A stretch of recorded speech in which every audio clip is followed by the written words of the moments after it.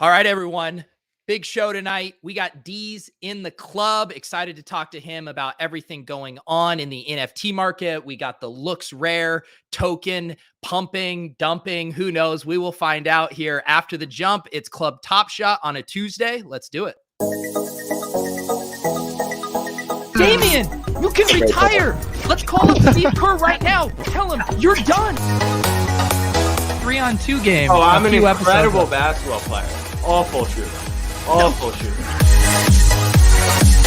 Nasty jumper. Would you ever gamble on shooting? Here we go. Me. We got jaw lighting up again. On that note, let me go. All right. Club Top Shop going up on a Tuesday.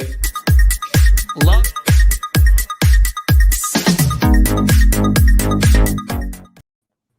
Deeze, welcome to Club Top Shot, dude. Good to have you finally swing by here. Thanks for having me. I feel like I've been watching this on and off for about a year now, and I haven't been on here somehow, so cool to finally be here. Yeah, for sure. I know we are coming up on our year anniversary. We're going to do that, celebrate that next week. I believe I've listened to a few interviews you've done. Was Top Shot 2 one of your kind of first things you had gotten into back in January? Yeah, it was more like I got into punks in September before, and then Top Shot was the sign to me that like the DFS people were coming. Basically, once Bales put out the article about the Ja Morant piece, then it was like, all right, DFS people are coming. You got to front run them. And then we had that magical short run where everything was amazing. And what is your specific background with DFS? Because I've heard you say you play. I know you know Pete from some stuff too. What games were you playing? I was like a low level cash games grinder. I was like the kid who's trying to make weed money and rent from DFS in like 2014. So I would be like refreshing shit with the Roto Labs overlay thing, looking for like the fish. And then those would be like my head-to-heads for the week. And then I only really played NFL and NBA. I never really got into MLB. But like my best years was like me covering rent and weed. Like I was never great, but I was always like, aware of who Bales and Jennings were and the space as a whole. And like because of the people from my DFS days, it's how I got into crypto too. They were making way more money in crypto than they were DFS. And it was like, oh shit, like, okay, we need to reallocate funds to this new thing because this looks way better for money. Yeah. I was just listening to a pod with Jason Strasser and Doug Polk and, talking about too, how so many of the poker community got into crypto just out of necessity because it was so hard to move money around, needing to get on and off of these poker sites. And you kind of just, fell backwards into crypto. And now I see so much of that community now in NFTs as well. Yeah, it's crazy to see how it all comes together, even if we never thought we'd be here. For sure. If you were betting early days like offshore, you probably were betting like $500,000 a game. Like people were betting, 10 Bitcoin back in the day, and it was like, I don't know, $1,000, and now it was like $500,000 bets. If you use today's price, is crazy. Yeah, the pizza story when you go back. I mean, we all have so many stories of that too. I remember some of not quite to that extent, but looking back to dusting off, some of my Bitcoin deposits on Bovada, and it's just like, what was I doing? Just put it in cold storage and you're good. Mike, how are you doing tonight? I'm good. I'm excited to have Deeze with us. I don't know if everyone knows the history, but Deeze is basically my punk sensei, and really one of the people I relied on early on when I was making all my punk decisions. And I actually put out a loving thread about Deeze and my interactions early in my Twitter days. And so we've got a great history, and his star has risen incredibly high. So I try not to bother him as often anymore, but he's one of the good dudes in the space, and I'm very pumped to have him on tonight. So Deeze, good to see the software version of you. Yeah, I've had a lot of fun with these Snapchat filters. Yeah, it's kind of cool. It's the happy medium between like, okay, I can be a physical entity on a screen, but also not dox myself. So I've been really enjoying it. Yeah, I was going to say too, I mean, because just having no, photo, just like a black screen, it's like, but like this actually, it feels tangible. You feel like you're bridging us into the metaverse slowly but surely, Deeze. I'm glad, because I for a while people wouldn't have me on shows. They'd be like, you need a physical feed, and I was like, I can't dox myself. And then somebody told me about Snap Camera, which is just the Snapchat app that you can use on your computer, and I was like, wow, okay, this changes everything. I just have to be careful. Like if you block your face with like hand movements, or you take a drink of something and like go bottoms up with it and block your face, it'll kind of gray out the filter and mess up. But I'm becoming a pro at using it. So. No, I was going to say, Deeze, you do have a little something just right here.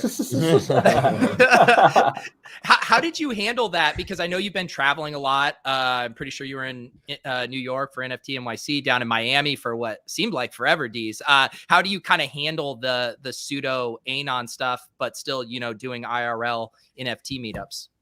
Yeah, so I learned in NFT NYC that I don't like doing like the public speaking panels. I did one of those, and it was kind of strange having like people come up and ask for pictures of me, and like they're posting stuff of me on Twitter and tagging me after I asked them not to do that. So I was like, all right, like I can't do this again. I'm not gonna go on stage. But other than that, like just meeting people from like Twitter or Spaces or other social media, it's always fun. Like I haven't had a bad experience meeting someone I've known online for a minute. It's just like the weird public facing speaker thing that caught me off guard. Yeah, for sure. And I mean, you've gotten the amount of hours of reps you've gotten doing, essentially long form radio, podcasting, broadcasting on the Spaces. You probably never would have even envisioned, broadcasting that long a year ago. No, I mean, I just started doing Spaces to like talk to a friend, really is how it started. Like I knew he was going to be in his car, and I would just like join a space and talk to him while he was in LA traffic. And it kind of blossomed into whatever it is now, just organically. Yeah. Did you get burned out a little bit? It seemed like maybe you needed to kind of recharge a bit on that front. Yeah, Miami was really good. When I think I spent like 15 or 16 days in Miami, and I didn't host many Spaces at all. And then from like Miami up into the new year, I took a really light load. And then this week I scheduled a lot more, but I had a nice break, so I could come back a bit refreshed. Yeah. Jack, you're down in Florida. Are you finally back now? I see. I'm back. I'm back. Yeah. I got home yesterday. Deeze, people are saying we look like twins right now. Yeah. I have my headphones on under the hoodie. You have yours on over. Other than that, we look really similar. That's perfect. I did want to, we'll have to, see if Andy's going to be able to swing by later, but I did have to pull this up on Twitter. Someone made him a punk birthday cake. That's just absolutely incredible. Not someone. You see who it is. Who? Andy. Mom. Andy. Yeah. Okay. All right. It's his mom. That's awesome. That's incredible. Yeah. I want some cake after. I didn't see that. If my mom ever undertook this for my birthday, it would be far less design work. It would just only have to be a fifth of the cake there. So Mama Overs, if you're paying attention. But yeah, happy birthday to Andy. I believe yesterday was his real birthday. How did you initially get synced up with Andy and Fractional? Did you guys know each other like pre-January back in your punks days? I think I've known him just from Twitter since DeFi summer in 2020. Shit posting about like garbage yield farms, back like during like food token craze and that type of stuff. But I wasn't really like friends with them. It was just like, oh, there's Andy shit posting, and then I would shit post, and then like fast forward to the start of the year, started seeing him in the Top Shot scene, obviously blossom into one of the biggest collectors there.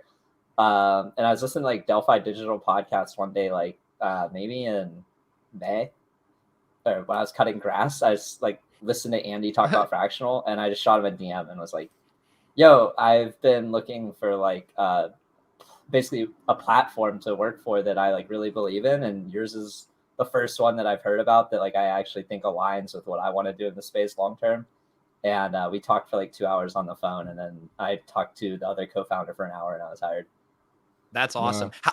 How much of what you do feels like work versus doesn't feel like work? Or I just like to play like a big video game. Like my life just feels like a giant video game. Yeah. I mean, it's clearly like a bunch of meetings and like work there, but it feels fun. Yeah.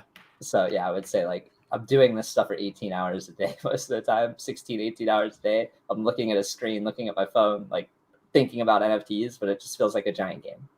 What's it like working closely with Andy? We of course know him from doing the show. We've got to hang out with him a few times, but any like really from inside the trenches stories of working with Andy? I mean, I don't think I ever see him get like flustered. He's one of the most level-headed people I know. I just like have been shocked by like no matter how big an issue is, like it's just like nah, it's cool. It's level-headed approach all the way through. I think he's a really genuine guy. So like a lot of what you see from him is who he is. Like he's definitely super genuine. Yeah. I think all of us have experienced that to various degrees with Andy. I think that one of the big things going on right now is all of this stuff with the LooksRare marketplace. And I believe we just had a big event here about 15 minutes ago where some of that first batch of rewards were distributed. What's your take on everything going on with LooksRare right now? I love seeing OpenSea competition. I'm pretty vocal, I think, on Twitter about OpenSea's some of their shortcomings, in my opinion. And I was able to luckily get involved with LooksRare as a seed investor. Dingaling from Top Shot kind of reached out to a few of us. And for me, it was kind of a no-brainer. It's like, okay, you guys are actually going to take some of the fees, give it back to the users, and reward the people instead of just rewarding your like VCs and pockets. That being said, like the UI still has a long way to go. I think like it's still a very primitive functional website. It doesn't have all the bells and whistles that you would expect, and it doesn't have that like clean polish. Like I don't say OpenSea has a clean polish, but there's just certain things you expect. Like, oh, if I click the floor price on the header of the profile, it's going to take me right to the sorted lowest by highest page on the marketplace. But you like kind of expect that type of stuff. It's not there yet. I'm bullish though. A lot of wash trading happening too. Like I was just gonna ask. Yeah, there's definitely a lot of wash trading. I think is it the Meebits? Yeah, I see people posting because clearly like there's no Larva Labs royalty on Meebits. So if you're gonna wash trade something, you're gonna wash trade something that has no royalty other than like the platform fees. Right. So I haven't looked into like who's actually doing it. I know it's all on chain, but I'm not surprised to see it. If you look at like how Rarible launched and how their token airdrops were wash traded back in DeFi summertime, like it's a very similar thing where people just would wash trade on the platform because the fees outweighed the rake. Do you think is there just not an elegant solution around it to reward people to trade on the platform but not encourage wash trading? It's a tough equation to solve. I think maybe with some type of upper bound limit where like wash trading has a decreased impact over volume, but I don't know exactly how I would do it myself. Yeah. Mike, have you checked out LooksRare? Have you been messing around with it at all? Yes. So I really like the concept overall. Like Deeze was saying, the idea of distributing trading fees to the community, competition, legitimate competition for OpenSea. It'll drive both platforms to be better. Some of the features they've introduced are exciting and pretty interesting. On the topic of the trading fees and the wash trading, I think they knew the wash trading would happen, and it's sort of part of the design. I actually put out a tweet about this, I don't know, an hour ago, saying that it's kind of by design, and there are some benefits that come along with the wash trading, assuming they planned the wash trading effectively. The incentives are there for wash trading. They put it front and center, saying, "Here's what we're doing to address the wash trading," which is very limited actions. Realistically, like the wash trading is going to happen, and the benefits are the volumes are going to be absolutely out of control, and so there will be charts everywhere saying LooksRare 1 week after it launches has massive volume compared to OpenSea. Check this out. It'll also push trading fees much higher, which will make the staking of the token that much more attractive, which will pull tokens out of circulation for all intents and purposes, because no one's going to want to sell their token while staking rewards are so high, which is then going to push the token price higher, which is going to build the FOMO and get more publicity and all that good stuff. And so the whole trading incentive program is essentially a game theory version of marketing, which is interesting and appears to be effective, and it's cool to see it play out. And it's, the marketing budget is enhanced by how effective the marketing is in a way, which is kind of interesting. The trading incentives go up in value, pushing the volumes even higher as the initial marketing is effective. So it's kind of interesting to watch it play out. People will respond to incentives, so there's going to be wash trading until it doesn't make sense for there to be wash trading anymore.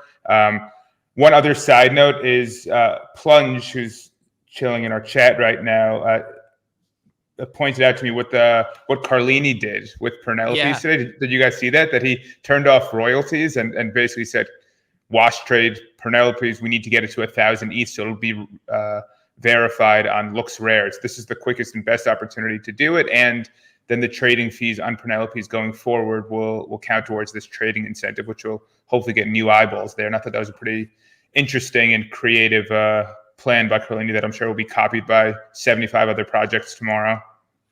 Yeah, I think Carlini said I can pull this tweet up here. I put 20 ETH into this plan. I've announced in Discord I plan to burn 20 ETH in Looks fees to get Penelope's verified. It won't be shady. It will be out in the open. I'll make the accounts in a way that makes it clear too. Any concerns, anything you can think of that could mess it up? Deeze, any concerns, anything you think that could mess this up? No, I mean, outside of like social concerns, like people's perceptions of things, but I don't think like there's anything to really be too concerned of. Yeah. I'm looking at it right now. They hit the 1,000 ETH total volume. Yeah, I think Carlini did it himself. Basically, he took 1,000 ETH to do it. Basically, paid 20 ETH in trading fees and hit the mark on his own. Yeah. Do you think, Deeze, this is gonna the way it every day pays out the rewards, or the portion based proportional to how much you're staking?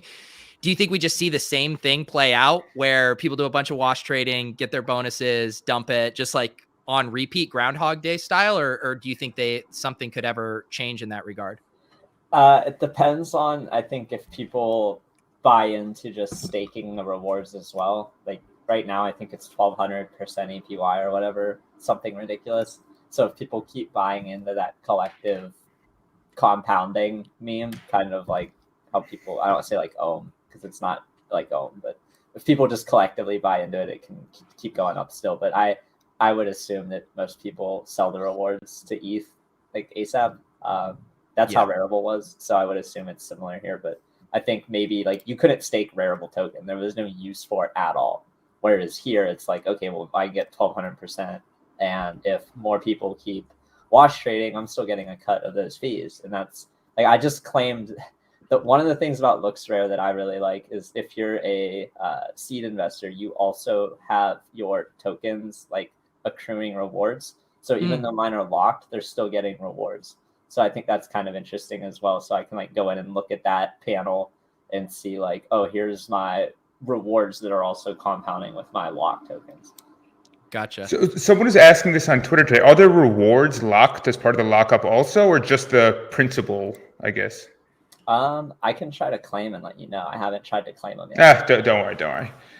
Not a huge deal. My one complaint about LooksRare so far is the Trezor issue. So my primary wallet is Trezor backed. I have not been able to claim my tokens yet. So I'm sitting here like a jackass watching everyone else with their 1,200.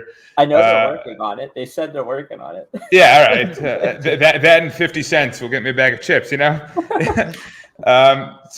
I mean, that kind of sucks, but is what it is. And I don't know. They've said they'll take care of people. I don't know how they're going to possibly quantify that and assume everyone was staking and whatever else. So I'm happy with a free airdrop, but that would be better if that weren't happening. And my hot wallet is too much of a weak wallet to have earned any tokens. It doesn't do much.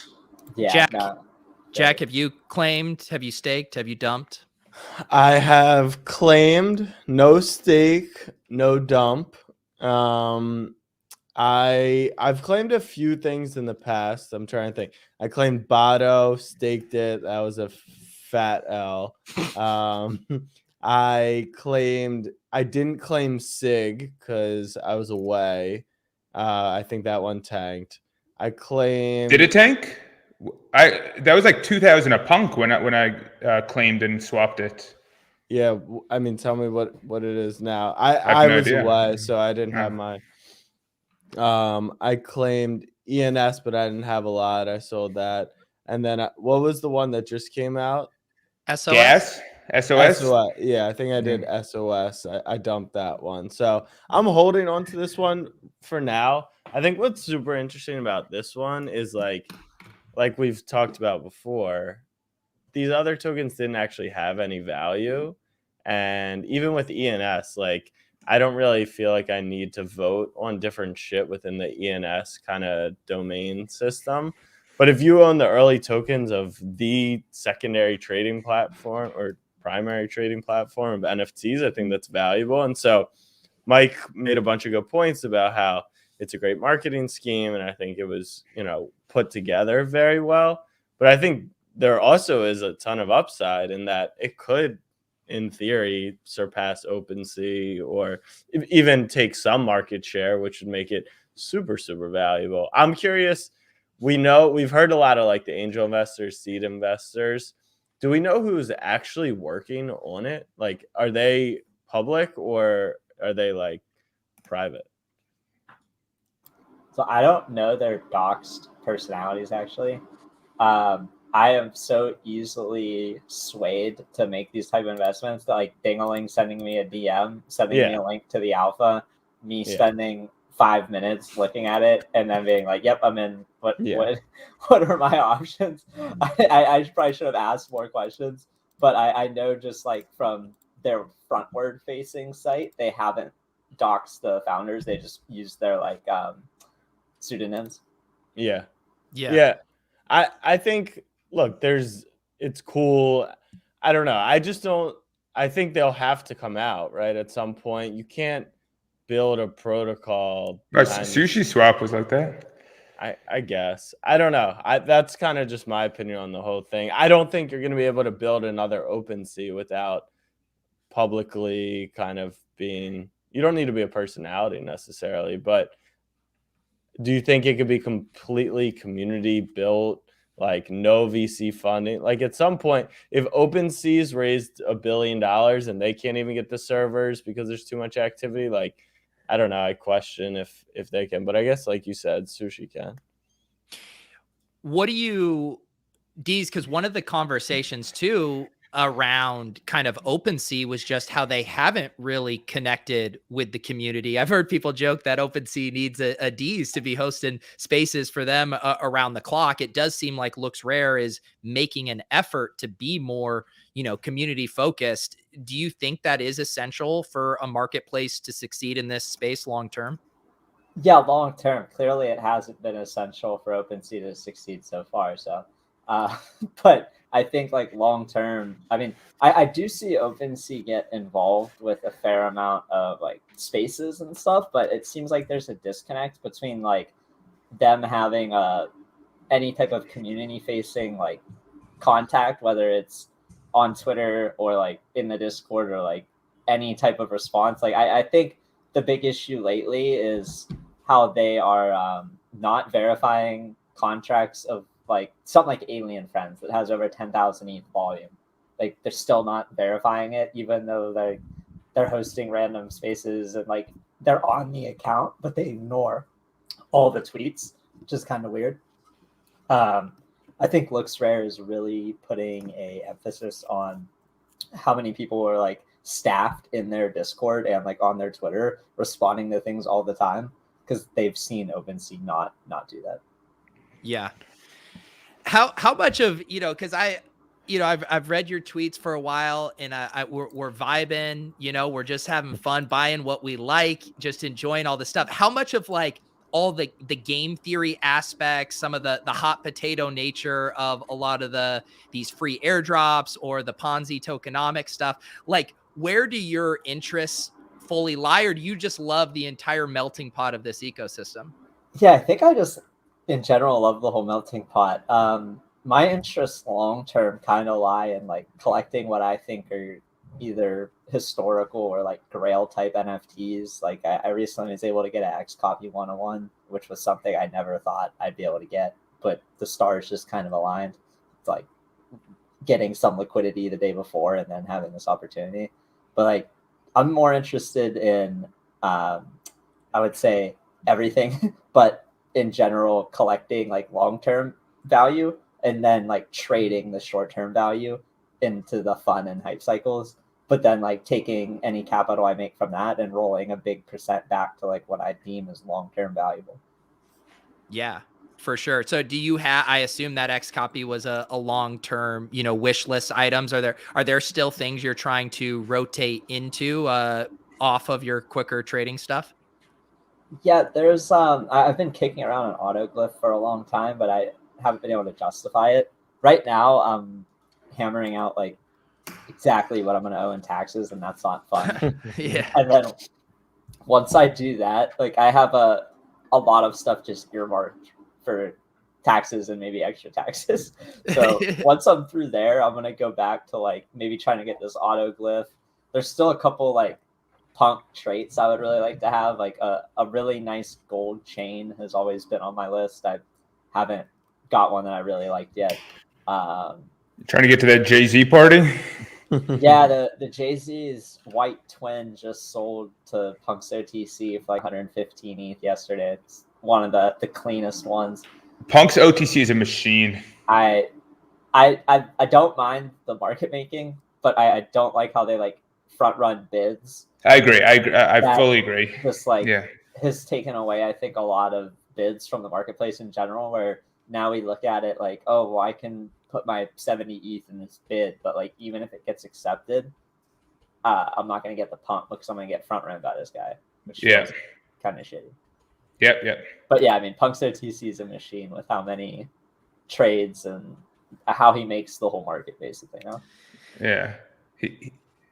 How I was just gonna say how different is the, you know, kind of that OG Punks community, you know, these days compared to when you were back in there, you know, in the fall. And I know I've heard you reference that it was a super kind of tight, close knit community. Obviously you have all the stuff with, you know, Bored Apes, the threaten of the flippening and the flippening, all that stuff. Like what's the pulse in there for like the OGs who are still, you know, extremely long punks?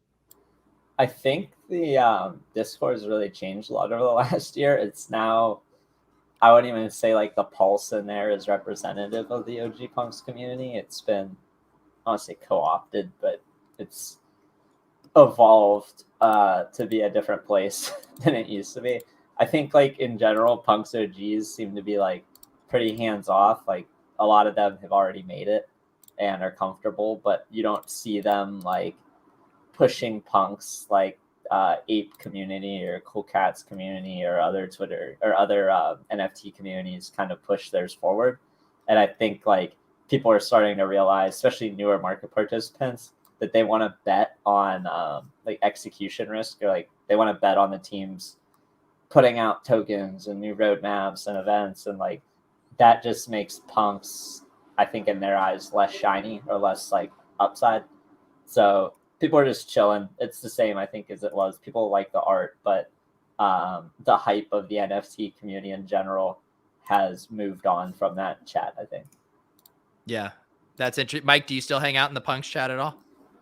I can't say I ever spent much time in that chat, to be honest. I would browse the website and then DM the handful of people led by Deeze who I valued their opinions. And I think this is a consistent thing throughout NFTs. You ask people who you don't know that well and feel like you can't trust questions. And like you don't know if you're getting a genuine answer. They're steering you towards their buddy or their own bags in some way. And so I don't know. I don't love participating in the kind of larger anyone can come in and pile in kind of chat. It just feels like everyone has an agenda. And so I can't say I was a huge participant there, but I very much agree with Deeze's stance that a lot of punk owners are kind of like, all right, like whatever kind of happens in the market's going to happen. Like I own my punks, you know, maybe I'll sell one and move the assets into another punk at some point along the lines. But like, I'm not really trying to do too much here. in the punk market. And for me, yeah, I like the story. I think the art is fun. It presents well as like an avatar. I think the story is interesting, and like I just hold them. Not trying to do anything special with them. If anything, would pick up another one or two at some point over the next few months.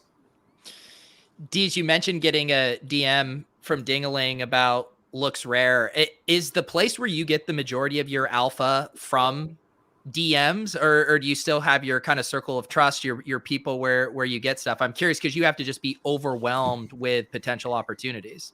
Yeah, it's been really interesting. I think like even in July, I had like 10,000 followers. So like the jump from July to now has been ridiculous. Right now, I'd say I'd get about 50% of my alpha from DMs and the other 50% through like 2 or 3 Discord and Telegrams where it's, 5 to 20 people, pretty condensed into a high signal environment.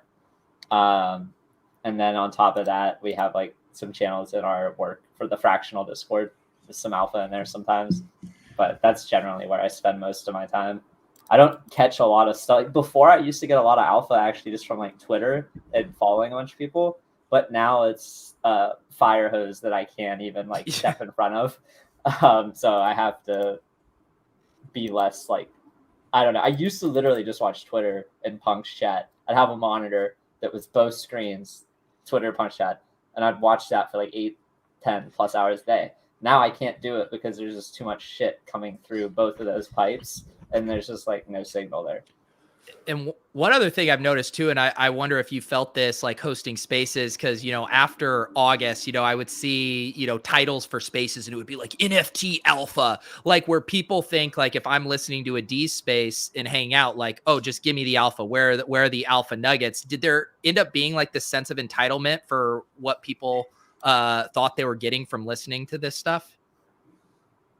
Yeah, I think I got lucky that the sense of entitlement didn't bleed through too much to the spaces, maybe related to like how I curated the stages and was able to pick who came up. So I had a pretty good filter on like who is a good person to vibe with and talk to versus like who is going to say nonsense or, act entitled.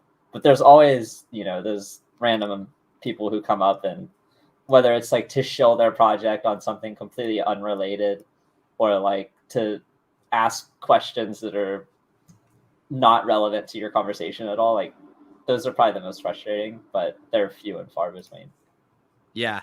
I'm impressed. Like we've experimented a little bit with doing some spaces, like after these shows to continue the conversation and stuff. And we've had some really good ones. And then I feel like we've had some like really shitty ones too, where you've had unruly people come up on stage, just like people maybe intimidated to ask questions and stuff. What would you say is the secret sauce to a good space?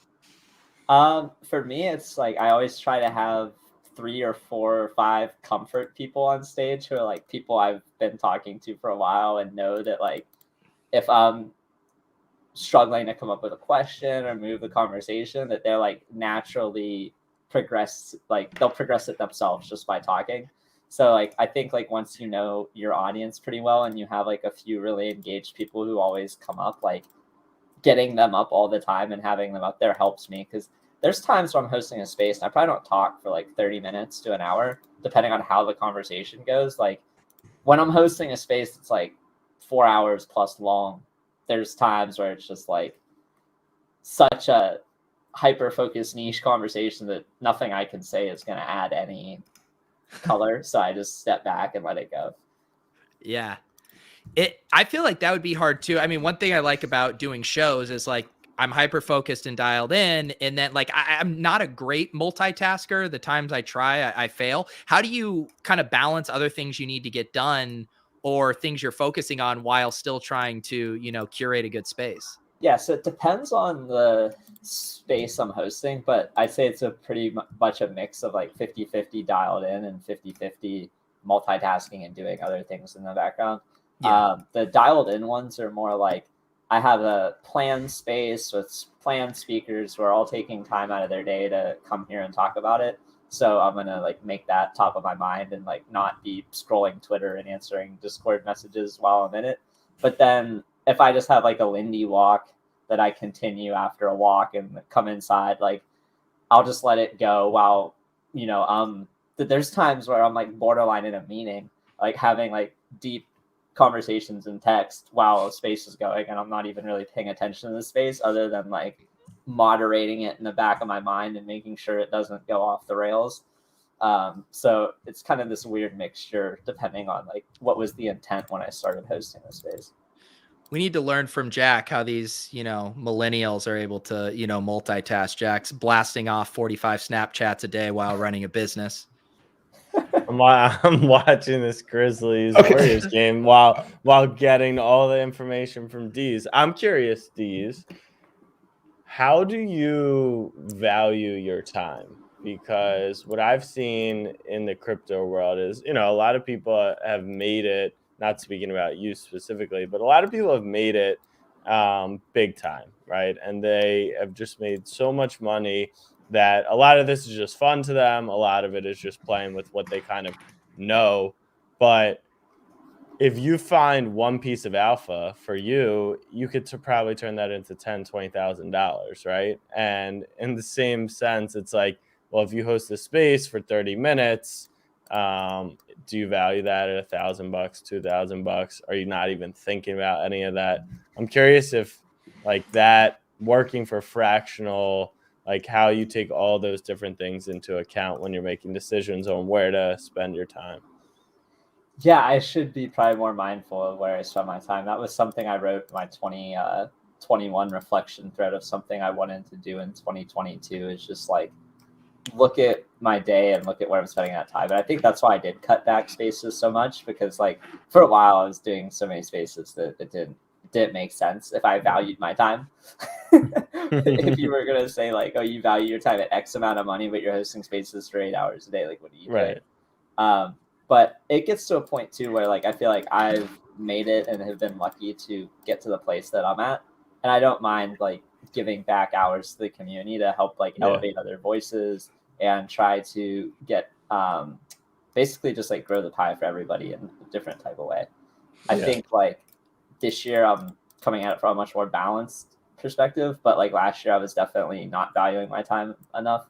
Because I do value it a lot. Like I talked to Andy about this a lot too. It's like, how as a builder do you want to focus like on building when the market is moving a mile a minute and you can have these wonderful opportunities that only come around during certain times of certain market cycles? Like, how do you focus on building rather than, you know, flipping JPEGs in a month like August, right? Like, it's hard. So working alongside other people who are doing the same thing is kind of nice because we can talk about the balance and like balance it as we talk about it. So it's definitely something I'm more mindful of.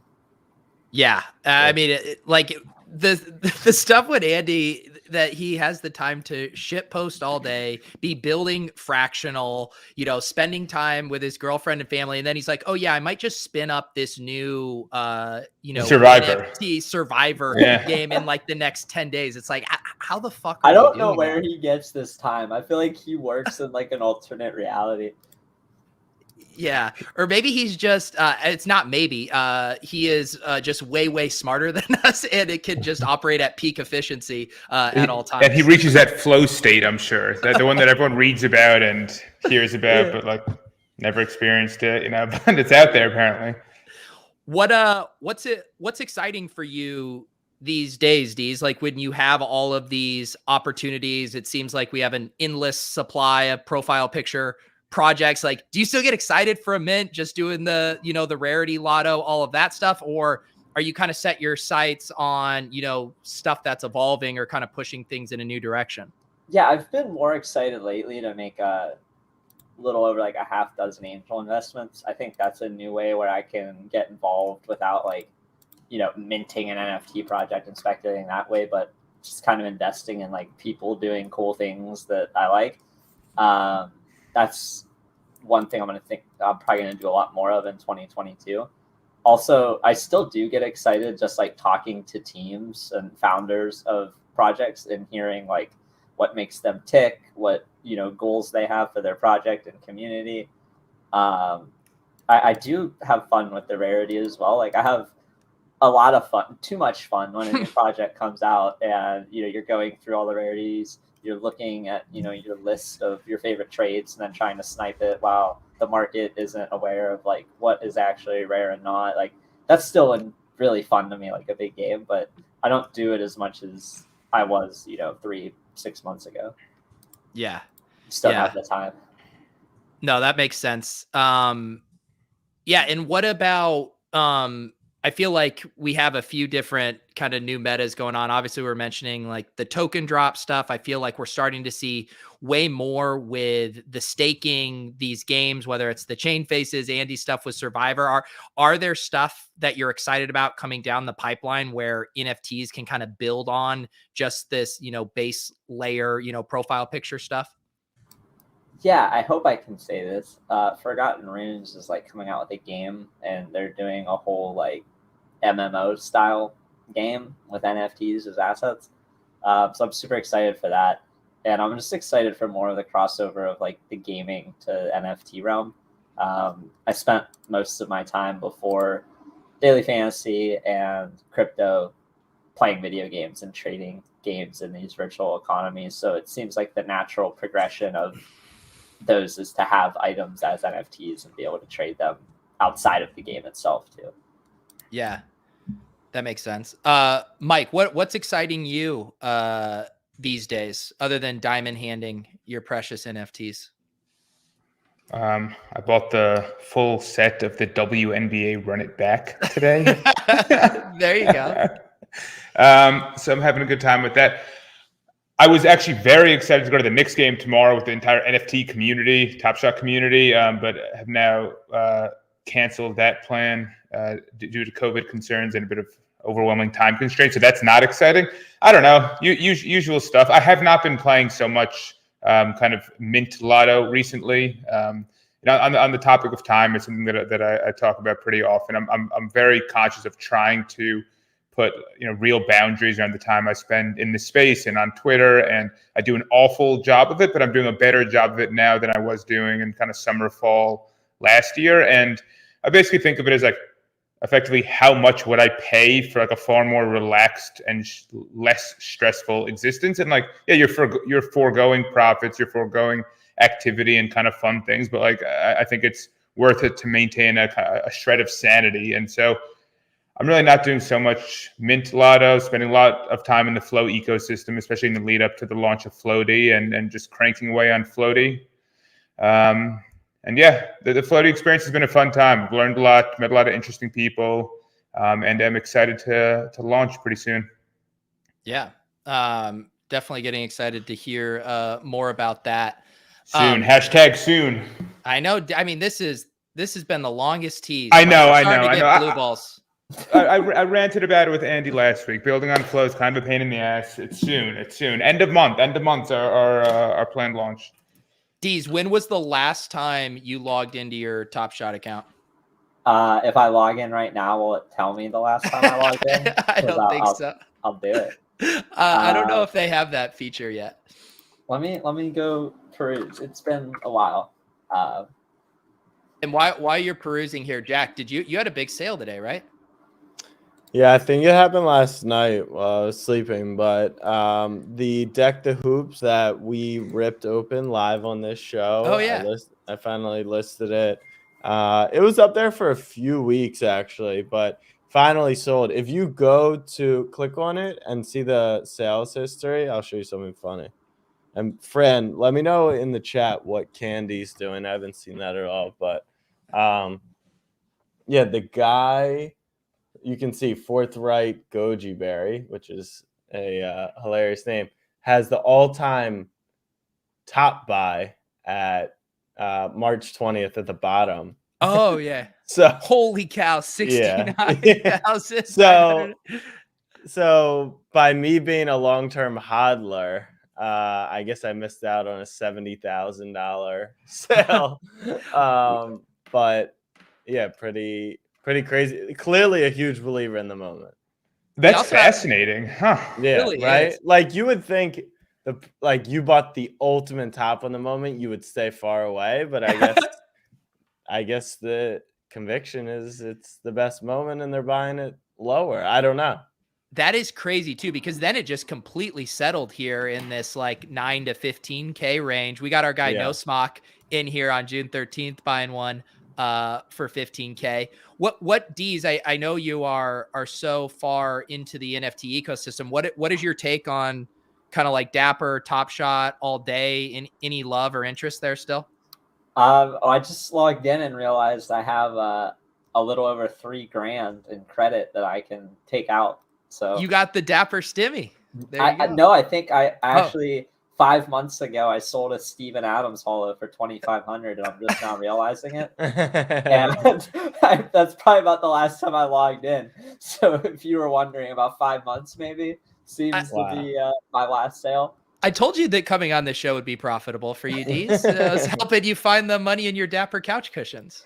I didn't expect this, but I like what they're doing in terms of just having an easy way for normal people to use their credit card and just plop in some money and fire away into an NFT. Like, I don't think for the average person, they really give a shit how centralized or decentralized something is. They just want it to be usable and to work. I think like the way they oversupplied the market massively is a way for other potential people to learn of what works and what not works. I think like some of the oversupply was really obvious in hindsight and unfortunate, but in general, I think in terms of just having like a good UX for new people, they're doing a great job for that. I haven't been following the NFL one as much. Have you guys been doing anything with that? So I've got like the emails to join it. I joined one, forgot to come back when I was eligible, and like missed my window to get the pack, and then I've been pretty much forgetting about it ever since. Jack, you were tweeting about you had a bad experience the other day. No, it's so first off, I think generally in the Dapper products, I mean, if you remember the early days of Top Shot, that queue, it didn't even used to be a queue. It was first come, first serve, 9 million people jamming the button. It's come a long way, even to the point where you can put in your email once you get your spot. The fact that you can't put in your email before you get your spot, like if you could just put it in once the waiting room opened, their conversion rate, I think, like I always forget to come back right at the time. So Deeze, I totally feel you on that. They should just change it so you get your spot, then they email you when you're up. But the NFL stuff, I don't know. It's interesting. They're doing like some weird moments. A lot of the early beta testing for these companies is like the value add is you're going to be early to it. That is absolutely not what they're doing with All Day, at least from how I feel about it. Like I got awful players. I have to spend $50, and I just don't think like they're essentially using people to test their product and asking them to pay to test the product with no monetary value, which I think is kind of a shitty move. Now, some people are going to pull a Jamar Chase rare and they'll make a little money, but for the most part, like there's some pretty shitty moments in there. And then, my experience, which I don't know if I'm allowed to talk about publicly because it's a closed beta, but like I tried like opening a pack. It said I didn't have one. Then the 3 moments just like appeared in my thing. I get that they're separate products, but it's kind of mind blowing to me that the back end is so drastically different that it would feel like it's in the early days of beta like Top Shot once did. So that's why, I saw in the chat, not a true collector, sold my Top Shot moment. I've been dumping some Top Shot stuff because quite frankly, like the fact that they're still in beta just seems like a good opportunity to get out of some stuff while people are still liquid. And I don't necessarily agree with selling a LeBron per se. I'm still holding on to all my LeBrons, all my Steph, but like a lot of the speculative stuff, RJ Barrett or the run it backs, now that they're not completing the stats, like I've just been selling that stuff. I'm selling at the bottom, and I've said it before, like I'm the worst trader ever. So this probably is the local bottom for Top Shot if you guys want to dump some money in. But yeah, it's also, taxes, which you touched on, Deeze. People they tax loss harvested, right? But also, I think the next big date is, after Q1, once people actually know how much they're paying. Like, I've got estimates, I'm like measuring these things, but like once the money's out and then you physically see where you're at, I think that's going to create another buying opportunity because people know they don't owe anything anymore. So that's kind of my whole take on Top Shot and all day as well. Yeah, I've been frustrated with the all day stuff. The fact that the price points for some of these packs have been $250 and $50 when you don't have a marketplace open, and these are mostly just throwaway random moments that aren't going to have any kind of long-term value other than maybe the Tom Brady, the Jamar Chase you mentioned. There's a couple in there, but it's like, to me, the beta is like, let people get in there, get packs for $5. I don't give a shit if I pull a Brock Wright or a punter if I paid $5 for it. But when you start to pay 50, 250 bucks, like there's some kind of, expectation of a baseline value, and you don't even have a marketplace or any price discovery to determine that. So just the whole price points with it have been very weird to me. Yeah. There he is, Pack Rip. What's up, Pack? What were you gonna say, Deeze? I was gonna say, how has like the Top Shot market been since the summer? I've been, obviously completely hands off. Like, has there been any movement? So two like mini bull markets, I would say. One during the summer, and then one during when the like rake back or Roham gift. And then the one really, really interesting thing to look at, which I haven't been playing it, similar to you, Deeze. Like, I'm just not an active Top Shot person. You're definitely less active. But there's these flash challenges right now, and those have made immense amounts of liquidity in the market. People are speculating, people are guessing, they're buying rare moments to complete these showcases. And so one of the early people in Top Shot told me they've made 20 grand playing these challenges, which, if you know the current state of the market, like I don't think there's been a sale over 20K, in a few months, like maybe one or two Deck the Hoop ones, which was for a challenge. So they've done a really interesting job of kind of gamifying that, which I think is awesome. I just haven't been keeping up with it as much. And then I think it shows, like in the chat earlier, I know people were discussing, someone asked, like, how do I get into NFTs? Gas fees are too high. You touched on it as well, Deeze. Like, I still do recommend Top Shot as like the premier place to try out NFTs. Like you said, centralization to them doesn't matter. It still is trading a digital collectible. You can get in for $25-$50. You can do a showcase challenge. You can collect players from your favorite team. You can buy lists. So I still see it as like a major, major plus in that regard. And I think Flo and Dapper will absolutely onboard millions of NFT customers.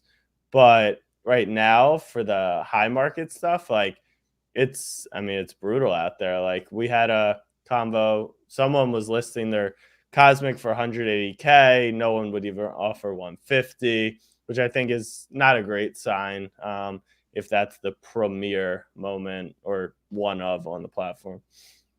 Mike, give us the voice of the Top Shot Maxi. So first, what I'd say in the NFL product is similar to the kind of step back, like look at the big picture here a little bit. Message I try and keep people sane with. It's a very fast moving market. People expect instantaneous returns and crazy multiples on everything they buy. They've kind of laid it all out on a platter here, saying, we're telling you the marketplace is not ready. We're telling you here are all the possible contents of the pack. Here is the likelihood of you pulling rare or premium moments. Here are the possible rare premium moments you can get. Here are the possible base moments you can get. Here's how much it costs. And then everyone buys the packs and says, oh, this is a bad outcome. And it's like, all right, like if you don't like the game they're presenting, you don't have to play. And so I can't say I love that about the space right now, where there's definitely a sense of everyone feels like whatever they're doing should just go up because it seems like what everyone else is doing is going up. And so if it doesn't go up, they look for someone to blame. And in Dapper's case, there is a central organization. It's similar to OpenSea, where OpenSea has a name and they have a significant valuation. So people are very, very quick to attack, and absolutely they can do things better. OpenSea, I think, does a far worse job than Dapper does, but Dapper is something people can point to and say, hey, this company should do better. They raised money at a $7.5 billion valuation, and really for the NFL product, they've said beta product will break, will actively break. Here's a form for when it breaks. Let us know. And people say, oh, it breaks. This isn't what I expected. And all that. So it's a difficult position for a company who's trying to grow, trying to get actual customer feedback on it. In terms of Top Shot, my perspective on this is a longer term view. They're in a unique position where they have access to the NBA. The NBA is a massive global fan base. A digital product for a global fan base couldn't make more sense because a ton of collectors and fans of the game can't get physical products for the most part, can't buy sports cards. It's not that easy to get jerseys, definitely can't go to games. And this is a way for them to connect with the game. And so I think the addressable market is just huge for a product like this. And to the point that I think Deeze and Jack were making earlier, I think Flow is well positioned to onboard a huge portion of the next wave of NFT adoption. All the tech and crypto savvy people are kind of here already. The people who aren't here, the people who don't want to deal with a seed phrase, don't want to deal with decentralization. They want customer service. They want to be able to pay with a credit card. They want to be able to use a username and a password to access their NFTs and just like say, oh, I own an NFT. It's backed by a blockchain. Cool, digital asset, good stuff. But like, I don't care about that any of that other stuff. And so I expect that to continue growing. And as much, I come back to this point over and over and over again, as much as everyone likes to use it as the punchline of a joke that Top Shot's in beta, they are in beta because they're signaling to us we don't feel ready for mass marketing and for mass onboarding of users. We're still working on things, whether it's rolling out new features, things like that. And so I am kind of comfortable sitting on my collection and waiting for the thesis to play out, even though there are people celebrating, 1,000x in 2 months gains all around. It's all right. I'm happy to be patient with that, and play with a little bit of cash on the side if I want to play mint lotto here and there. But I believe in the Top Shot project longer term. I don't view it as kind of just purely timing and exit. I think it's an interesting thing to hold and an interesting thing to see what happens versus a lot of the other NFTs I hold, which is kind of just picking my spot when to maximize profits. Deeze, what would it take? That is my rant. Yeah, and I think we also, Mike, you have to get out of here tonight, right? Right now, you got some stuff going on. Yeah. In a minute, if anyone wants to follow up to that, let me know. Otherwise, I can jump now. I don't want to leave right before everyone responds. If anyone has anything. We just have a bunch of stuff to say behind your back. So if you could just no, I'm just kidding, Mike. Go. I mean, yeah, if you want to stay for 2 minutes, I would love to hear more. I think that's the final reason why I'm selling is the fact that they're still in beta. I don't think it necessarily changes the long term in the long term thesis, and I'm kind of conflicted because I am still holding stuff long term, a lot of stuff, but I don't know. We talked about Series 3 as like the coming out party of Top Shot. We're halfway through the NBA season. They haven't announced anything. Who said it's a coming out party? That's just the expectation. I mean, come on. They raised a shit ton of money. They're launching another product. We've had people on the show that said that this is going to be an incredible season. They did the thing in Vegas. Roham did the whatever. The bid system was announced. The All-Star Weekend plans were announced. Like all these things were announced, and you can't deny that the expectation was that this would be not only out of beta but a huge marketing push. And like, but they haven't said any of that. It's just what people say that because it's what they want. They want their bags to pump, so they ask for a marketing push. What Dapper is saying is, I disagree. The product isn't ready. I strongly disagree that Top Shot employees have not said that those things were all in the plans, and we're over halfway through the season. And so, you know what? Even if they didn't say all of that, right? And a lot of it came from the community, I do think it's a major red flag. And that's why I've ended up selling some stuff, because I do think, we're in Series 3, we're still in beta, and we're not doing a marketing push. We have no plans announced for All-Star Weekend. Like, I do think that, especially in the NFT space, you got to get shit done at the end of the day. And so they make great hires. They've got a great team.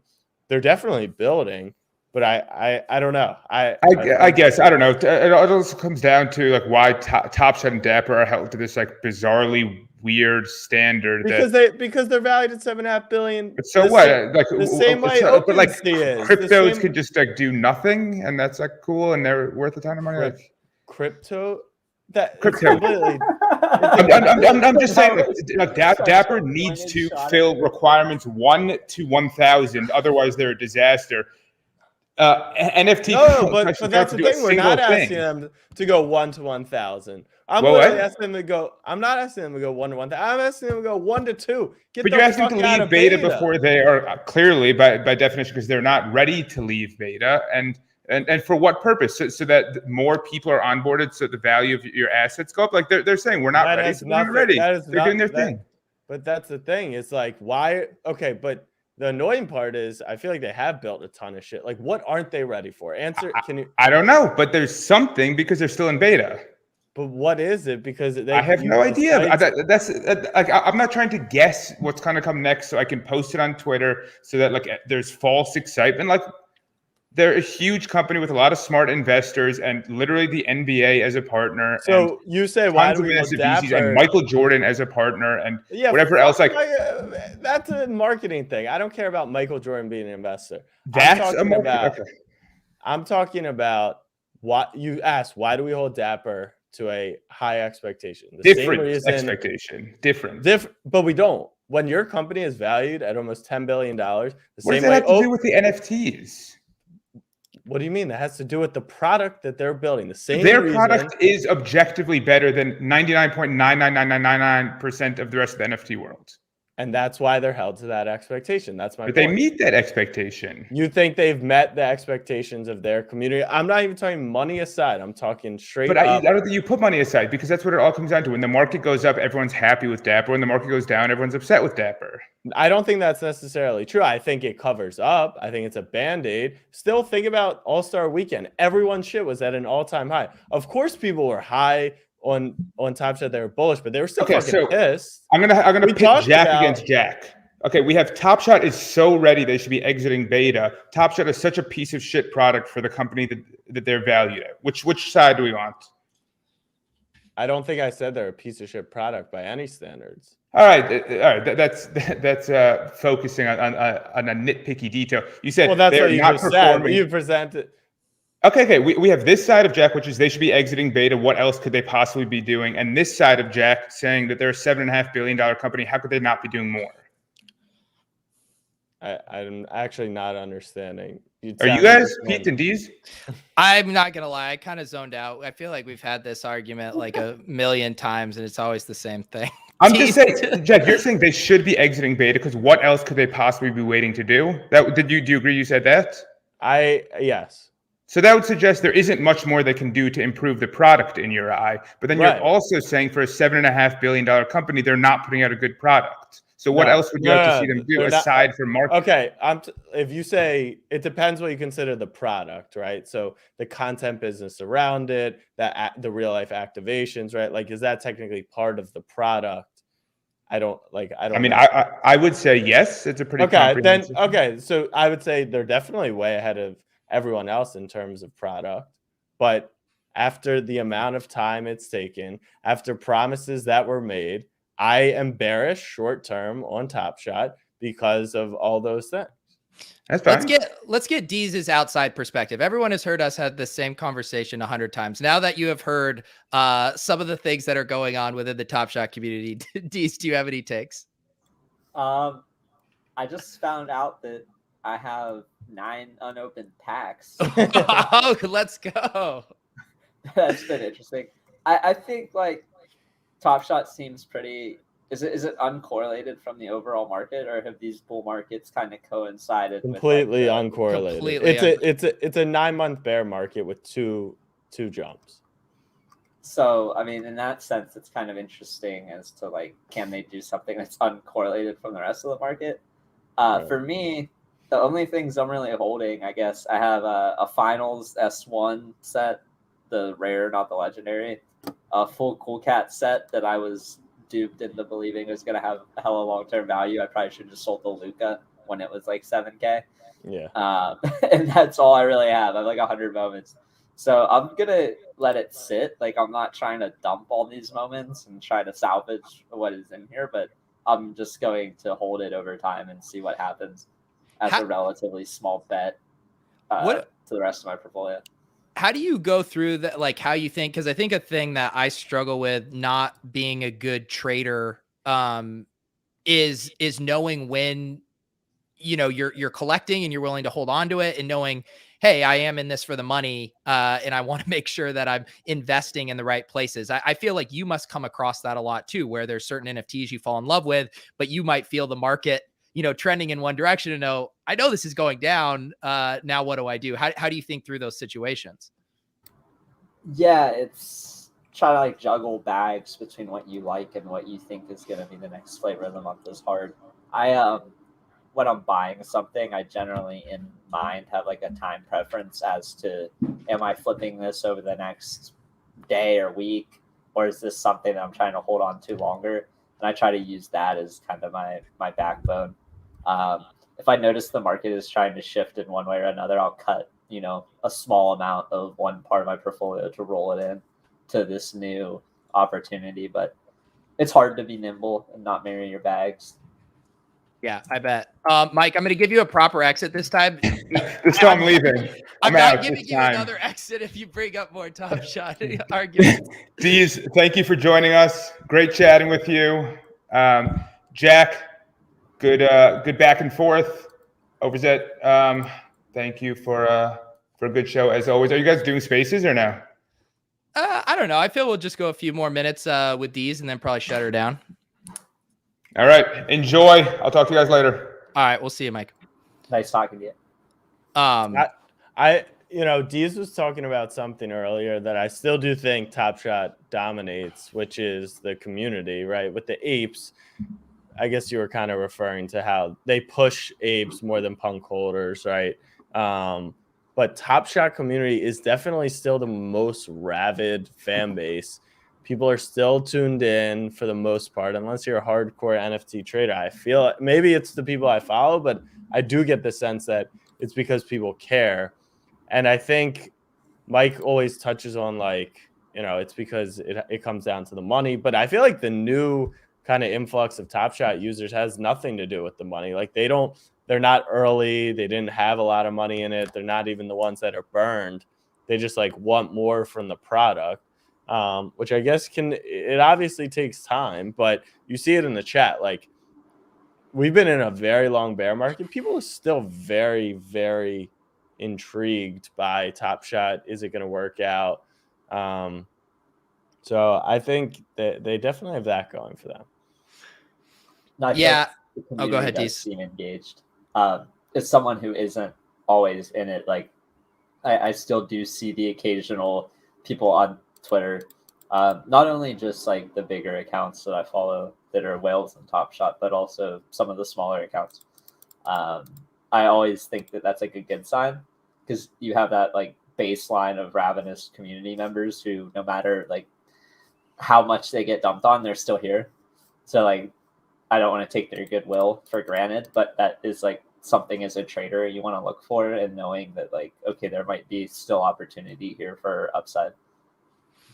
Yeah. And I just feel it's tough too, because Dapper, they're playing a different game. You know, their goal right now isn't necessarily just constantly returning value to their collectors. And a lot of NFT projects that launch, that's front of mind, and that's their ultimate goal. You know, Dapper's trying to scale a $1 billion business. And sometimes, you know, that roadmap doesn't align with just giving all that value back to collectors. And so I think once we had this NFT bull market, and then a bunch of, not to mention with the unrealistic expectations of February and March, everyone's looking around being like, all right, we're down bad and we're not doing a ton to get back. And so I think that's where people, you know, start to get skittish, and then there's no more FOMO ramps, right? There's like all kinds of just uncertainty around it. And no one's really feeling like, I want to park, you know, $69,000 in a LeBron throwdown moment, because there's just no confidence that can hold.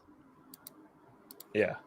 Yeah, you can't really even use it for anything once it's hard. Zach Swisher, with the main comment. It's something I think about with our project Nights, something I think about in the general NFT landscape. Plunge, when I went on his show, he mentioned it. Who cares about a Punks comic? Who cares about a Bored Ape TV show? There's a absolute max of 10K people who could actually care. And then you have to assume that those people, even in those projects, really fucking care so much that even they care, right? Like, no OG punk holders care if their punk is going to be on TV or on a billboard or, stuff like that. And so, you launch Mutants, you launch Bored, Kennel Club. So it starts to open up the user base. But that is something Top Shot will always have over the majority of these products is like, you can have millions of fans on it screaming for you, participating, interacting. And that is very, very different. Now, it's what makes it much harder to raise a price, I guess, because we're over minted and the quantity is high, but it plays the same and it's going to carry them for a long time. So I think the NFT projects that figure out how to get people involved on a wider scale while also being able to keep stuff scarce, if you can do that, that's kind of the key to unlocking the perfect project. Deeze, when you're, you said you're not doing it quite as much, but if you're getting in the lotto game or you're evaluating a project, a team, I know you're fortunate enough to get to talk to a lot of founders and devs and stuff. What are the things that you're looking for? Because I do know that a lot of people are getting into things right now. They get overwhelmed. There's projects coming out every day. Not all of them know how to audit smart contract code. Like, what are kind of the higher level things you think people should be looking for if they want to have some, at least short to midterm confidence in a project?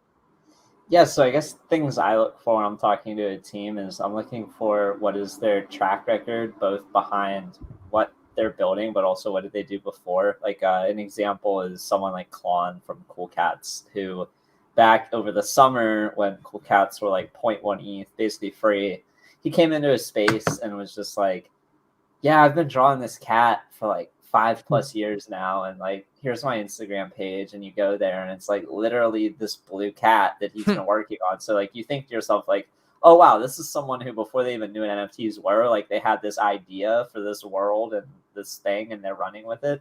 I think like looking at projects like Robotos, where it's like someone like Pablo Stanley's behind it, gives me a lot more confidence than a team of Anons behind a project as well, where he's someone who's known for like his design chops in the NFT space. I think like for me, I stopped investing in projects I couldn't talk to the founders of because my platform got big enough that it was kind of like a red flag if they didn't want to talk to us like on a space, where it's like, if we have an engaged community, you should always want to talk to your like engaged community about your project. And if they don't want to, it's like, okay, then we don't really need to worry about buying into that project. Because if they don't want to talk to me, I mean, who do they want to talk to? I try to be like pretty open and let people talk about whatever they want. And like, I have really no agenda other than like, let's vibe. And I'm probably just going to like smoke more weed and hang out with you. So yeah, like if somebody turns that down, it's like, okay. But I think in terms of like just teams having a track record, like I like a docs team more. Like it does put it, as someone who's pseudo anonymous, and that sounds hypocritical to say, like I do prefer a team where like I know their names. That just helps, like, I don't know, in my mind. Well, and there's also a difference too. Like I mean, even though you're pseudo anonymous, you have reputational risk with stuff versus someone who's, anonymous and only has like 2,000 followers. It's like, well, if they crash and burn out, they might be able to get a nice cash grab out of it that would make it worth it. Yeah, I mean, and you also have people who are pseudo-anonymous with a lot of founders who dox and then do incredibly stupid shit, like Cool from Pudgy Penguins. So, like, I mean, you can never be 100% sure. But what do you think about, obviously a big thing with these projects that come out, everyone's always talking about, who's pumping it. Is it getting pumped? And I think, I've seen debates too about like, how much influencers can swing things and stuff like this. Like a project that comes to mind that was an interesting use case for this was the MFers from Satoshi, because it seemed like everyone in the community was rallying around those. Everyone likes Sartoshi, super funny dude. The vibes were good. And like the project just never really took off. And part of it, I was like, Sartoshi's just like too cool to just be a constant pumper. So I guess my question is, how much do you kind of like untangle that stuff of like what makes these projects run versus say like the baseline fundamentals or vibes? Yeah, so like something like the MFers, I only own one, and I bought it because it was like the 3D hoodie type version, and I was like, okay, I'll pay 1 ETH for this just to say I have it. But like I knew that like it wasn't gonna pump. Like you said, like Sartoshi isn't a builder. I'm looking at like projects that have engaged communities and teams that are like actively building things. Like Sartoshi is just a really good shit poster, and like if you're buying anything of his, you're buying it, you know, for the art, really, the art of the shit post. You're not buying it because you think there's gonna be like future utility there, because he's just not that type of person. So I think like for me, when I'm trying to buy something that's sustainable, like it has to have a team behind it that can deliver. Very recently, I made like a bigger bet on these Alien Friends by Mason, who is somebody who like was a photographer in the community that we knew before he made the project. And then everything he's kind of done with the project has shown to me that like he puts his community first and does everything in good faith. Like their Discord got hacked because one of the mods had a lack security practices, and like $200,000 or so of fake mints were purchased. Took money from the royalty fund, or the royalty treasury, and just reimbursed everyone who was scammed. He had like a whole Google form for people to fill out that matched it up with sheets from Etherscan on who interacted with his contract, and he paid them all back out of his own pocket, even though like he didn't have to do that. There's like signs of things like that are like, okay, I'm bullish on like what this person's doing because they're clearly here for something a little longer term than just cashing in on a hype cycle on their project. Yeah. What kind of pressure do you feel now just knowing that a single tweet from you can really change a project's trajectory? I know you get, gifted and I'm sure minted and, honoraries, all that stuff. Like, how do you wrestle with just like, oh man, this is fun. Like it's great, being sought after, but also feeling like there's a sense of responsibility there. Yeah, the responsibility is new. I wrestle with it in the sense that I like try to have disclosures. Like a lot of times I do retweet something and say like, hey, I don't know this team, but like this honorary looks cool. Like I don't want this to be seen as investment advice or endorsement, because like I'm just shouting out the fact that they made a thoughtful honorary for me. Other times, it's like kind of why I want to know the teams before I tweet things too. I don't tweet a lot of like NFT archaeology type things. I more tweet like, oh, I talked to the founders of this PFP and like their vibe, so I aped like 5 PFPs or something. But yeah, that responsibility is definitely new, because for a while, like I just tweet whatever and no one really cared. It was like before it was like alpha, like, oh, did anyone see this project? Like if I would tweet about Little Lemons when I had 1,000 followers, it was just like, hey, has anyone seen this? And what do you guys think? Like that's a drastically different tweet than now, like at 140,000 or whatever. Hey, do you guys see Little Lemons? Because then like people might just go front run me, buy them right off the bat. Like there's no like discourse. It's just like, oh, you're buying Little Lemons? Okay. I just put my kids' college savings in. Good luck. Right, because people are using you as the catalyst that they can use as like alpha before other people see the alpha or stuff like that. That has to be stressful. Like, if you're getting alpha from a tweet now, though, you have to know that has been like,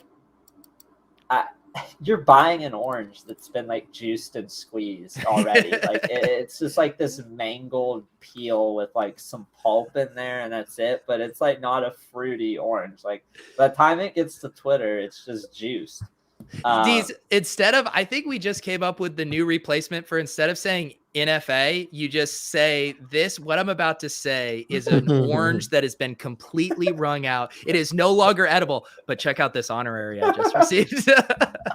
I mean, that's like how you should view information when it comes to Twitter as a market speculator. It's like that was talked about in a DM that was then talked about in a group DM or a space, which is then talked about like in an open forum. Yeah. And that's what, for me too, like this past year, I definitely enjoy hanging out in Discord way more, just because I feel like I can have conversations where Twitter is now taken on. It used to be like, and when you have, less than 1,000 followers, it can just be a place to have conversations, shoot the shit. When you have a certain amount of followers like yours, like there is a performative aspect to it. Every time it can't just be, I'm just saying the first thing that comes to my head. And I think that's also what's kind of changed, how I think about Twitter. I definitely agree. I think the conversations you have in the smaller Discords are a lot more rewarding too, because you can be honest and explore new ideas without having 100,000+ eyes on every idea that you put out there. Yeah. Jack, how's this Grizzlies game going? Grizz won. Steph triple-double. Ja Morant 29 points. Pretty good game. Clay definitely still getting back into the swing of things. What's crazy is they still got James Wiseman to come back. It doesn't look like they're going to trade Wiggins because he's been really awesome for them, but a lot of potential for this Warriors team. Deeze, who I've never caught. Who are your favorite teams? So I grew up a really big Dirk fan, so I always liked the Mavs. Nice. I'm kind of grew up around Pittsburgh and Cleveland, so I've always rooted for the Cavs, especially like with the LeBron saga. Yeah, it was hard not to be a Cavs fan during that time. Yeah. So those are generally my two favorite teams I go with, but I've kind of. What about in football? Football?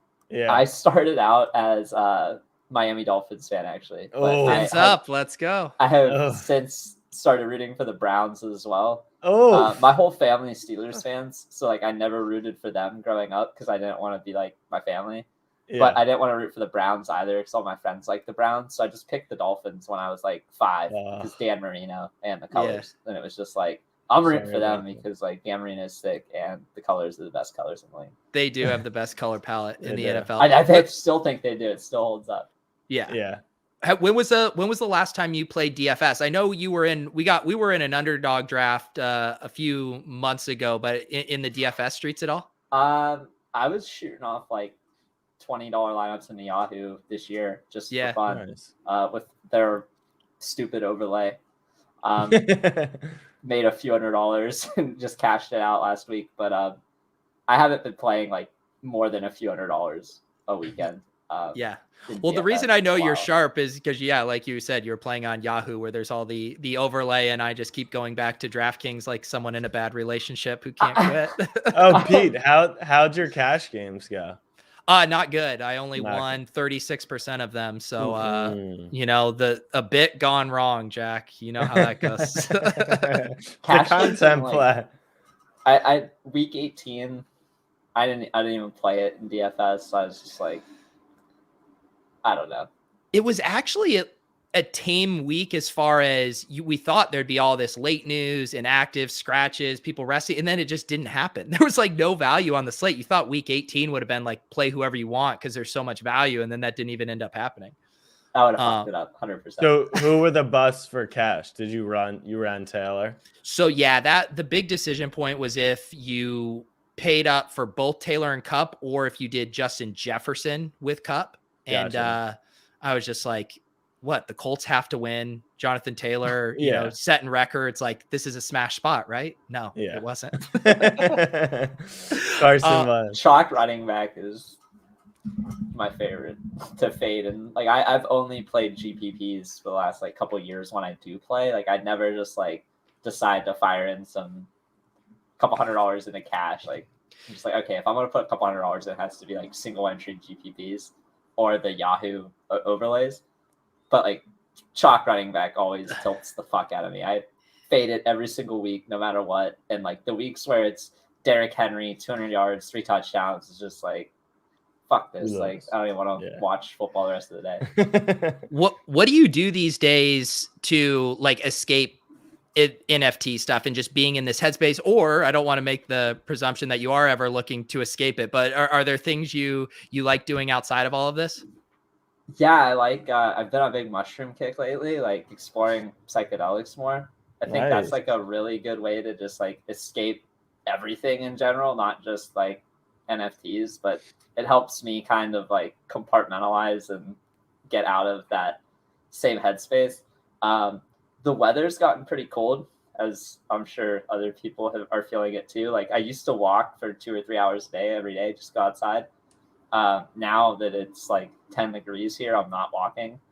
So like doing some things indoors and like taking times off screen, but like I should be doing more things. Like I probably only take a few hours off screens a day, and then I spend the rest of my day like laptop, phone, computer.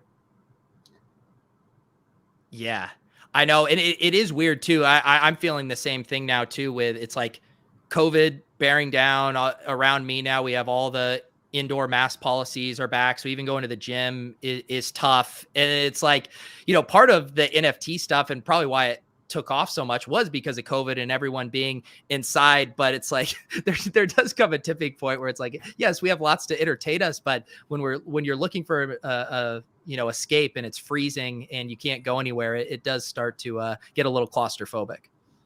Yeah, we're getting the process of building out a small home gym in the basement just to have like something in the winter to do inside and not have to worry about that. The mask mandates here are also kind of picking back up. I'm in Ohio, so it's sometimes lax, sometimes isn't, depending on where you go.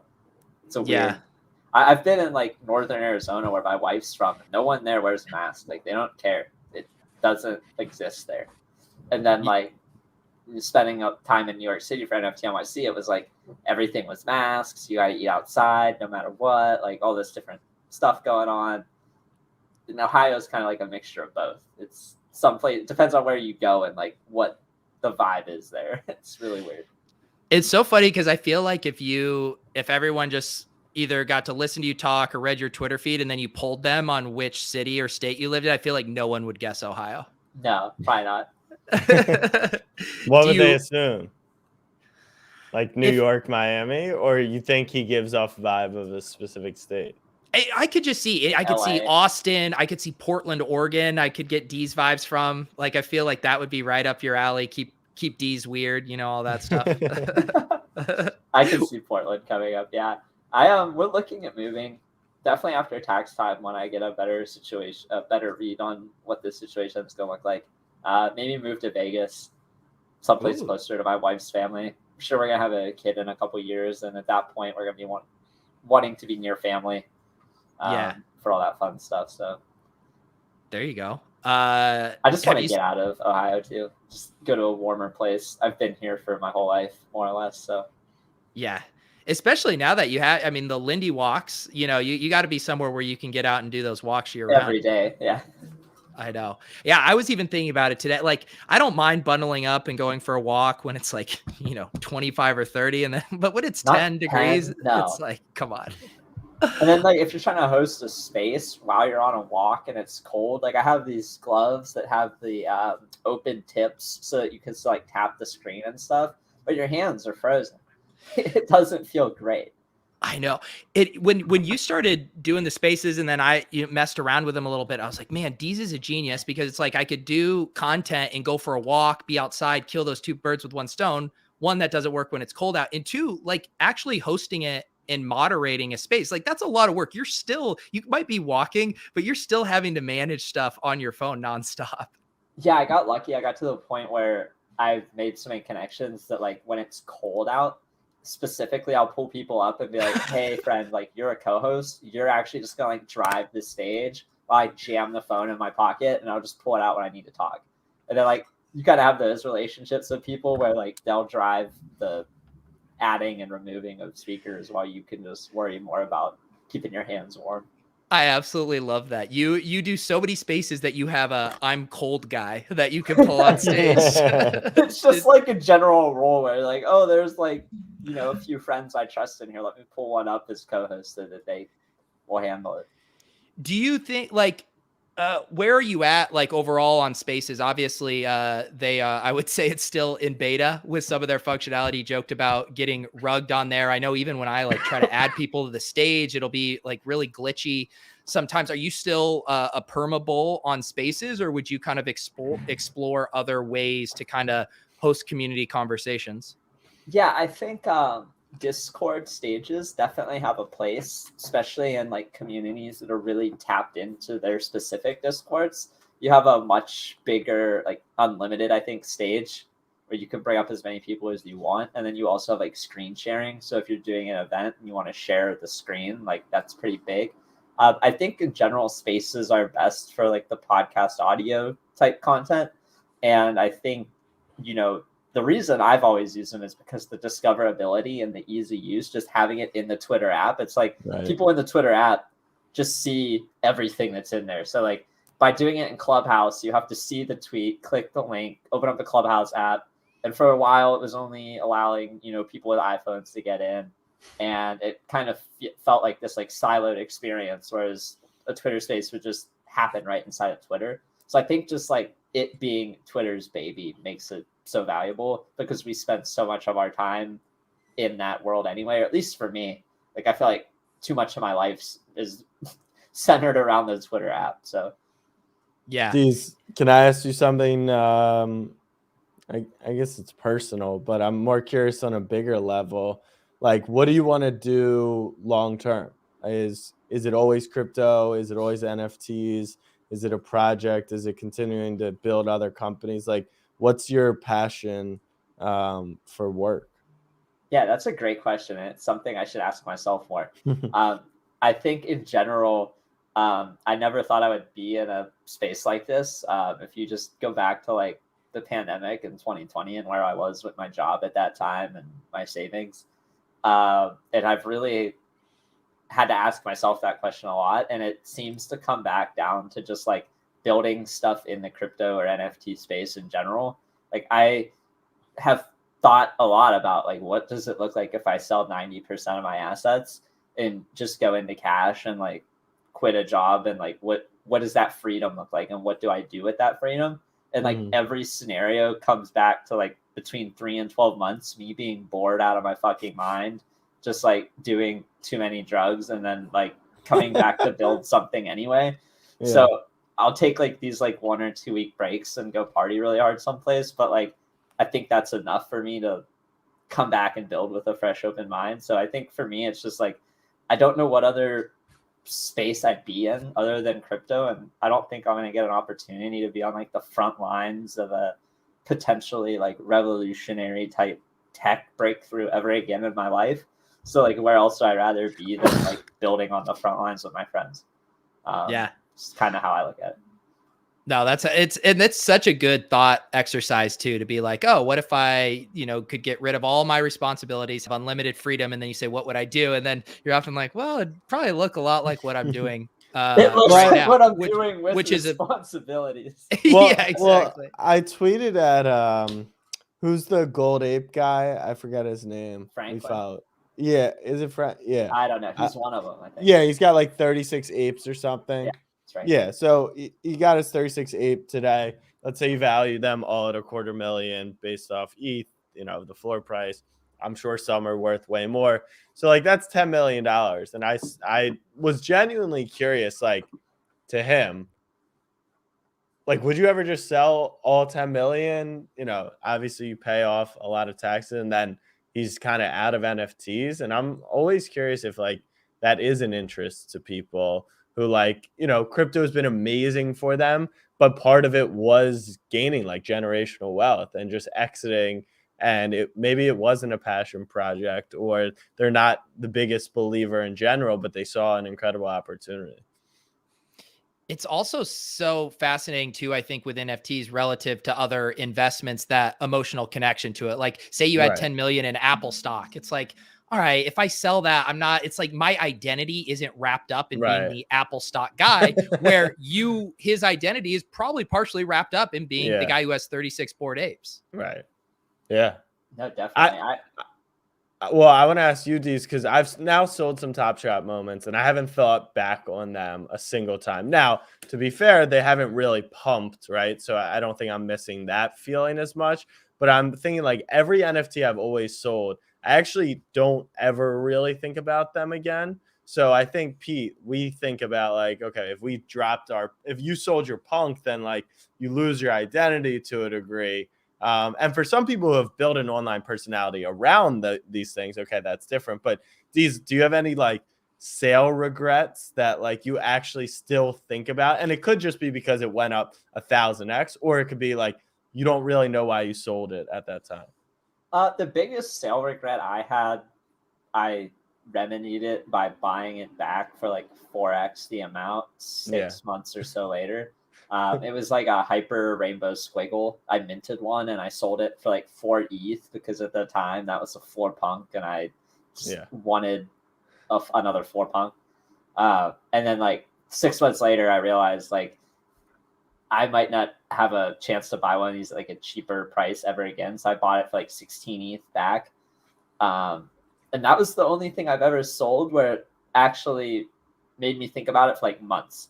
I've sold a bunch of profile pictures and not thought twice. I think selling my punk would be really hard.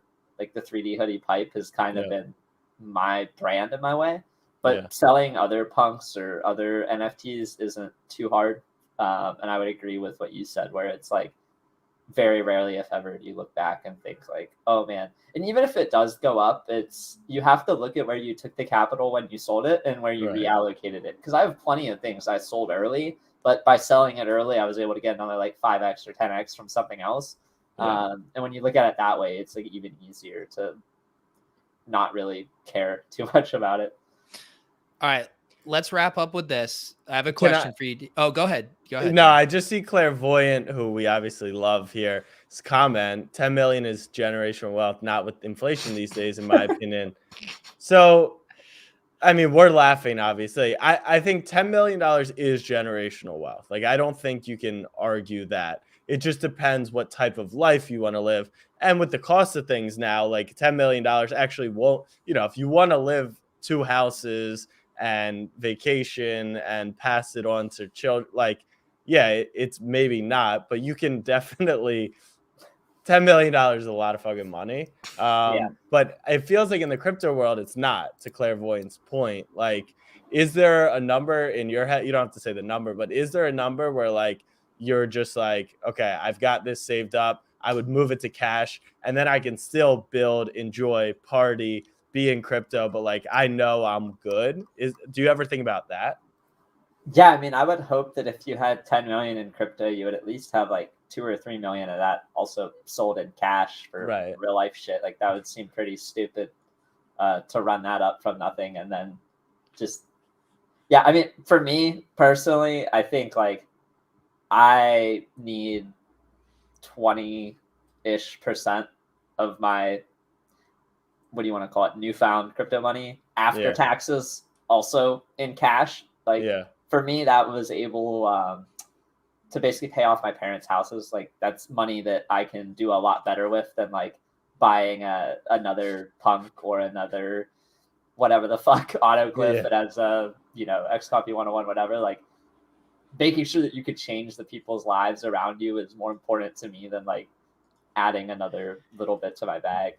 For sure. I think like in my mind, 10 million after tax is a really comfortable spot to be at. Like I wouldn't like shit on anybody, but like generational wealth is like, you could do a lot with 10 million after tax for your family over a really long periods of time, especially if you live within your means. Like I don't think everybody aspires to have, 2 5,000 square foot homes with 5+ car garages and 5+ bedrooms and all that shit. Like, well, and that's the coolest thing too about all this stuff. We all joke around about fake internet money, but the people who are actually able to convert fake internet money into real life money, and whether it's helping their families or themselves get out of debt or whatever it is, like that's where this is actually really cool. And also kind of sad because you do see some people who bank these incredible NFTs, but then they forge this connection to them as well. And I've seen joke tweets about it too. Like, you're flipping burgers, but you're sitting on a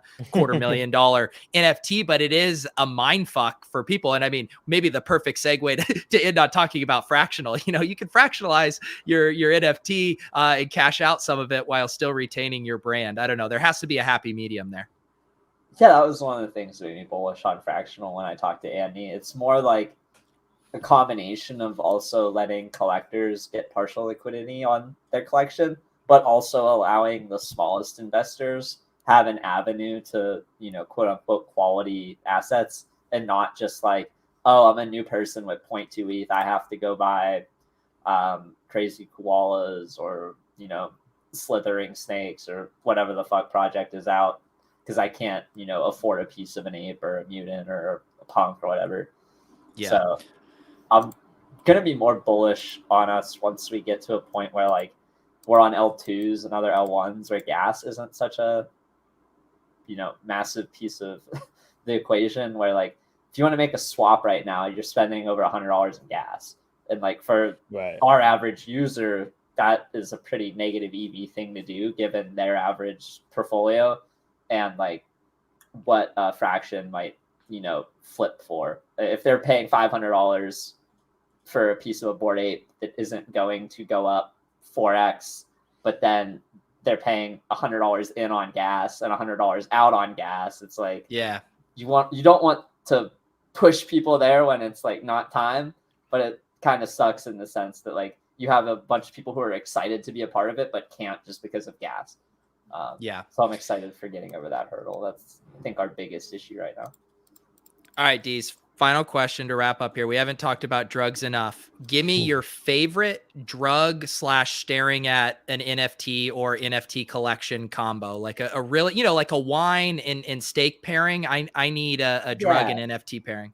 We'll go with like a 1.5 grams of shrooms, looking at my like psychedelic killer acid collection.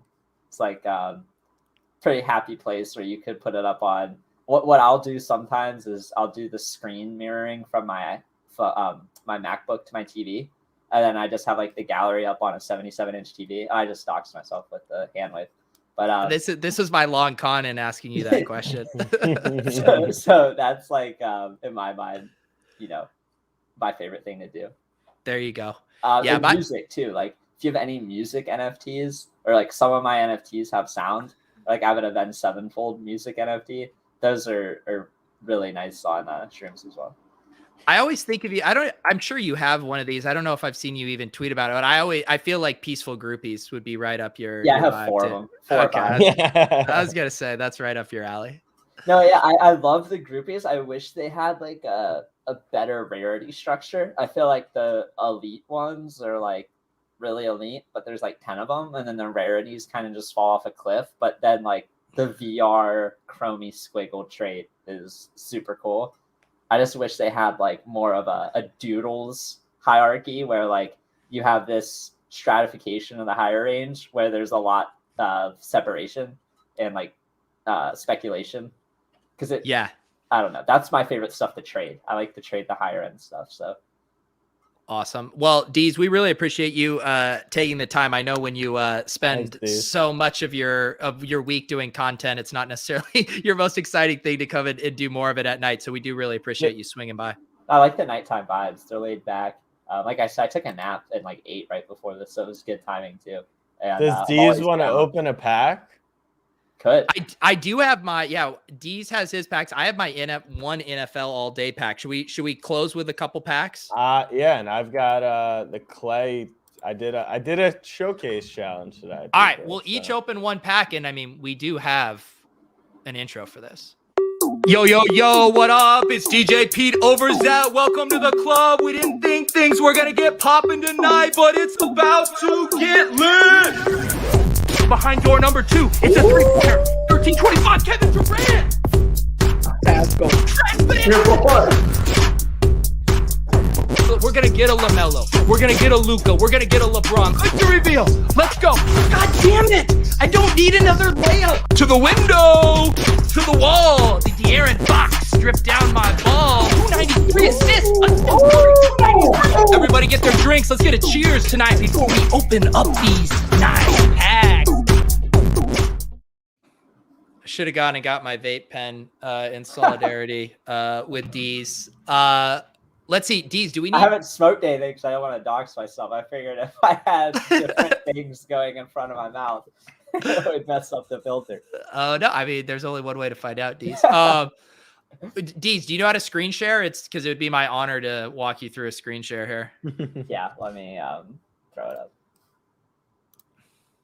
Let's do. I'm gonna do a window so I don't show. Deeze, while you're doing that, you can do Chrome tab too if you need. Have you seen the Owners Club stuff? It's NFTs times kind of DFS. Have you looked into that at all? Does that interest you? Given like that it's NFTs. Definitely, I'll check it out. I haven't heard of that. Yeah, I know Pete's hype about it because they're doing the playoff best ball. That actually reminds. Yeah, go ahead. I was just gonna say, yeah, they have a couple of formats, but they're dropping their playoff best ball packs tomorrow. I think I'm actually gonna fire up a stream with Zakarian when those are ready. But what's really cool about it is it's a different contest than their one all season where you bought from the marketplace. So everyone's gonna get a pack, and it's gonna have, I believe it's 20 different position groups from throughout the NFL playoffs, and then you make your lineup out of what's available in that pack, and then you mint it as an NFT. That NFT's in the contest for the prize pool, but there's exit liquidity theoretically anytime you want. If you have a really good lineup, you could put it on the marketplace and someone could buy it for $100. And then I love that. I'll probably buy like 20 packs. I'm going to open them and then make my lineup decisions. Oh, you can combine them though. You can't combine them, but you can see like your allocation being like, oh, I have a bunch of Chiefs, so I'll do those here and not there. So cool. That'll be fun tomorrow. I'll have a stream out about that. But Deeze, we need to do Chrome share because the music is integral, and StreamYard does not do music with a window share, just a Chrome tab share. Did I not do Chrome? Shit. I thought I did by window. Deeze was saying share just a window. Or I thought I did it by Chrome. Let me go back. So when you go to share, this is my pride and joy on the show. So it says entire screen, window, and Chrome tab. Select Chrome tab and then the Top Shot tab, as opposed to window. Boom. All right. Now we're here. Which one do you want to open? Oh, we got to do Cool Cats. Cool Cats is the best music. Yeah, Cool Cats. Whatever one you think, because I didn't realize I had any of these until we did this. The Cool Cats music has still been the best music, I think, yet. What? No. Wait, I clicked.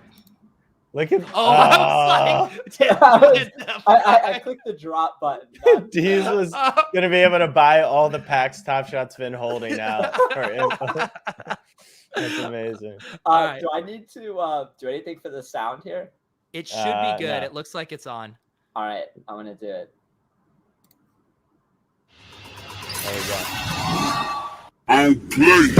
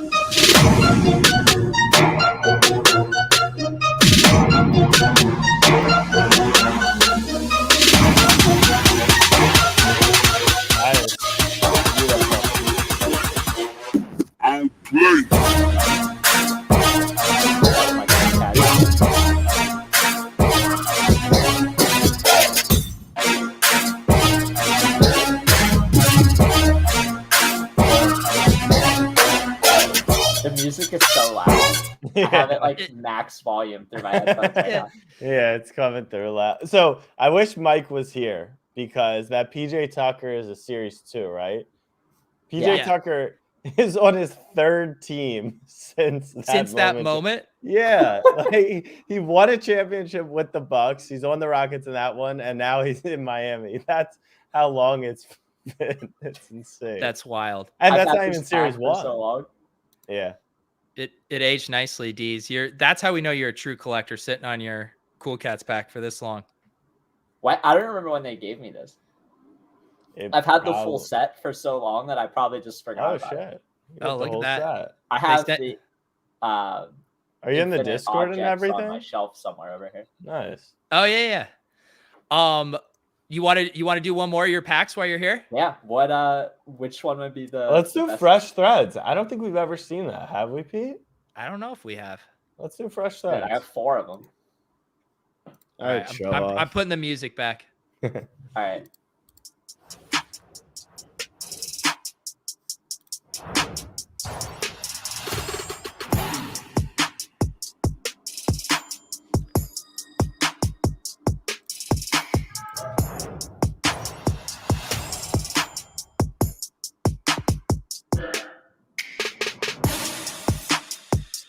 Damn. How is Cat doing this year? He just won me a lot of money tonight. That's what I was sweating halfway through the stream. I had a parlay player props. So which one is the fresh threads? It was the first one?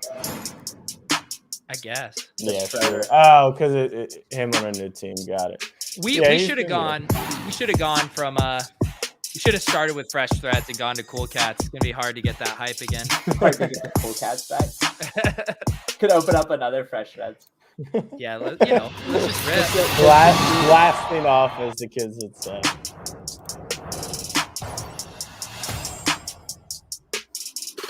On thread. That's the fresh thread. Beautiful.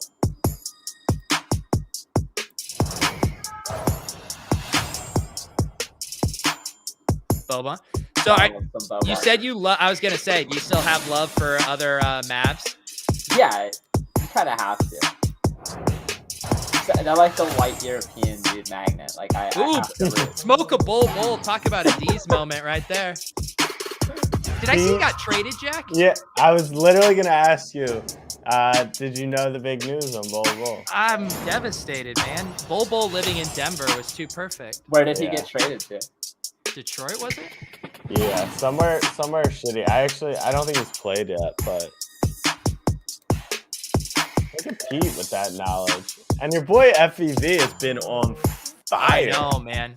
Yeah, he's been so on fire. So Deeze, my version of the honoraries was at the beginning of the Top Shot Bowl. People were sending me Fred VanVleet moments, so I have like 150 of them. But I've always promised everyone that I would keep them in the vault and I would never touch them. But now they're pumping because Fred VanVleet has been crushing to the point where people are like, Pete, we give you permission to sell some of these and then buy them back later. For how much? Like they're $8 or?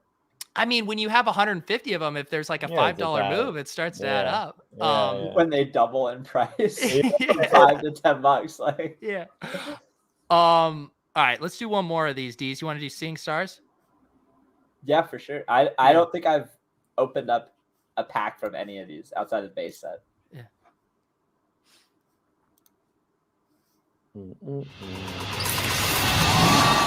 Oh, I remember this song. 3-pack. Paul George?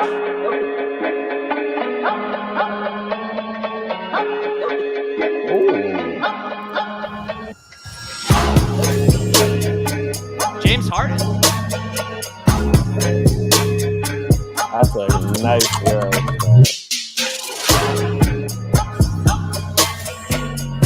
Oh, another one.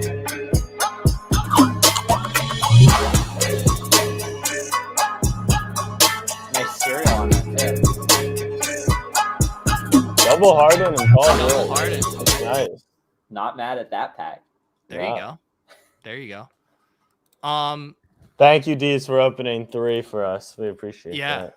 I'm saving these other 5 for the next time I'm on here, and we can open packs, and I'll have them. There you go. That. And by that time too, there'll probably be another Dapper Stimmy in your account as well. Some more random packs coming in.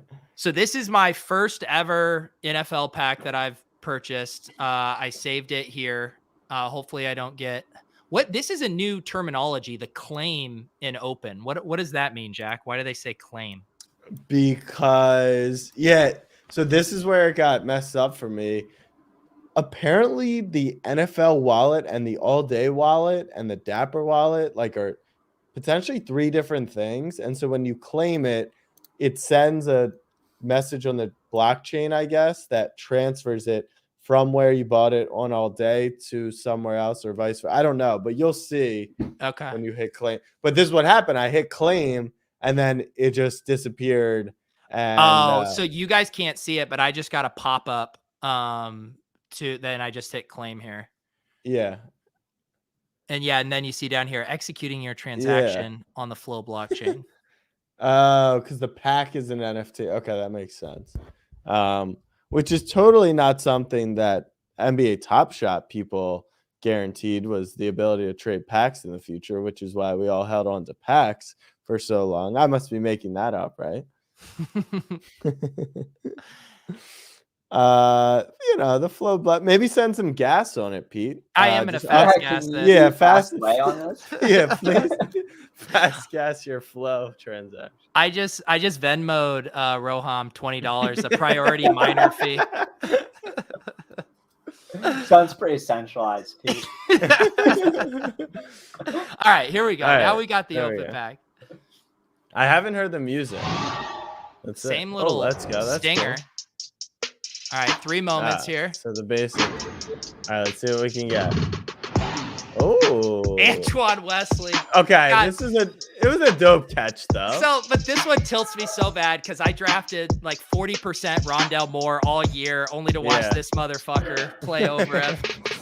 I'm already tilting my very first all-day moment. It's Antoine Wesley. What else could you want? What else could you want? I mean, the only thing better now would be if I get like a Tavon Austin to troll my LaVisca Chenault love or something. Yeah.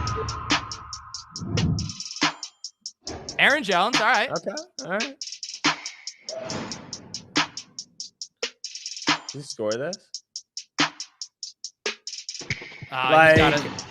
He's got to score that. You know that feeling like when you're watching Red Zone and they cut to a play and you think it's going to be a touchdown based on the inflection in Scott's voice? That's when you open a Top Shot mode. You're like, this has to be a touchdown, right? Yeah. It's just funny because, for literally since we even speculated that they would get NFL, we always talk about like, oh my God, what moments are going to be on the platform? And like a 26-yard run by Aaron Jones is definitely one. Here's redemption. What do I want? I want Jamar Chase. Get Brock. Brock Wright. Brock Wright. Dak? Cedric Wilson. God damn it. And now that's a dope. No, you want to know what this one reminds me of? I had Michael Gallup in my BBM lineup that finished 8th. And Michael Gallup scored and left the game, and then it paved the way for Cedric Wilson. So all this does is bring back horrible memories for me. Yeah. God damn it. That was a good experience. They hand curated those 3 for you. I had a ton of fun. But Jack, you know what? It does like when they do it week by week, especially for fantasy players, it does associate. So each one kind of has a unique story. Like every Top Shot moment, like 99% of them, no one's even going to be able to recall what happened, but you just recalled like all 3. Maybe you wouldn't remember the Jones play probably, but that was my concern too, that I was going to pile a bunch of money into NFL because I would have way more connections with these moments. But what I didn't factor in is that most of these moments would actually just trigger me, and I don't worry about it. Now you never want to open it again. All right, so walk-off pack. Yeah, so I bought the Marbury today, which was supposed to complete the clay challenge. So then when I went to PAX, there was nothing here, and it's not in my moments, but I got an email, that I got my reward. But then when I clicked the email, it took me back to this page, and it shows that my challenges, I didn't do them. I didn't do the clay one. So that's unfortunate. So what shall we open? Let's see our options here. Let's see what we got. Got some. Wait, is this new? Oh no, those are my old archive. Yeah, for the running back. Okay. I'm down for whatever. I think like this. I'm pretty sure like Release 3 has like some of the rookies, which I think are fun. Season Tip Off obviously has a rare or 2. I'm down for whatever. Deeze was very generous, so I'm down to open one of these early ones. Deeze, your pick. What do you want to say? Dude, just give us the earliest base set though. Okay. There we go. Jack, walk-off pack? Yep. All right, yeah. Walk-off pack real quick. Thanks again to Deeze for joining us tonight. Definitely, if for some reason you're not following him on Twitter, check him out. Check out his spaces. We'll get him back in the club sometime down the road, get a reunion with his coworker, Andy. Deeze, thank you again, man, for swinging by. This was a blast.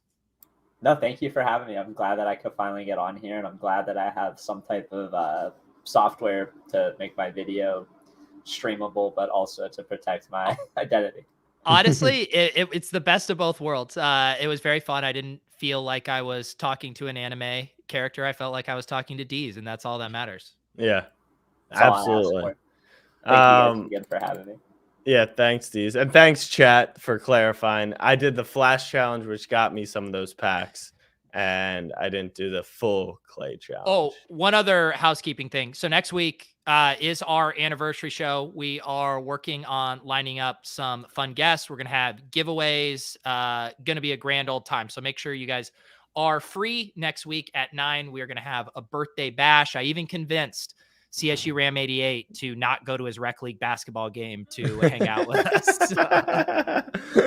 All right. I wish you were like somewhat kidding about that. You know, like not at all. I had to have a talk to him like a disappointed, spouse.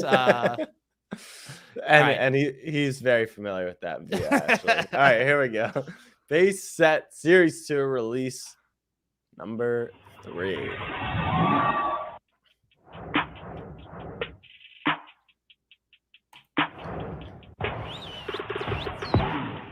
Oh, your favorite player in the NBA, Jack. My boy. What is better than the Heat almost covering the live line of 42.5? Like you lose by 47. It's a tight game, but Tyler Hero poured it in right there. What a shot. All right, here we go. Ooh, Nico. No. JaMychal Green. JaMychal. Oh, that's your boy missing a layup. No, that's not a layup. That's an assist. It's an assist, off the backboard assist. You're right. That's the face of Top Shot in Argentina dropping dimes. All right, final moment. Final moment. Kubre. All right, guys. Oh, this is dope. For Jack, for Deeze, for Kelly Oubre, I'm Pete. We'll see you guys next time.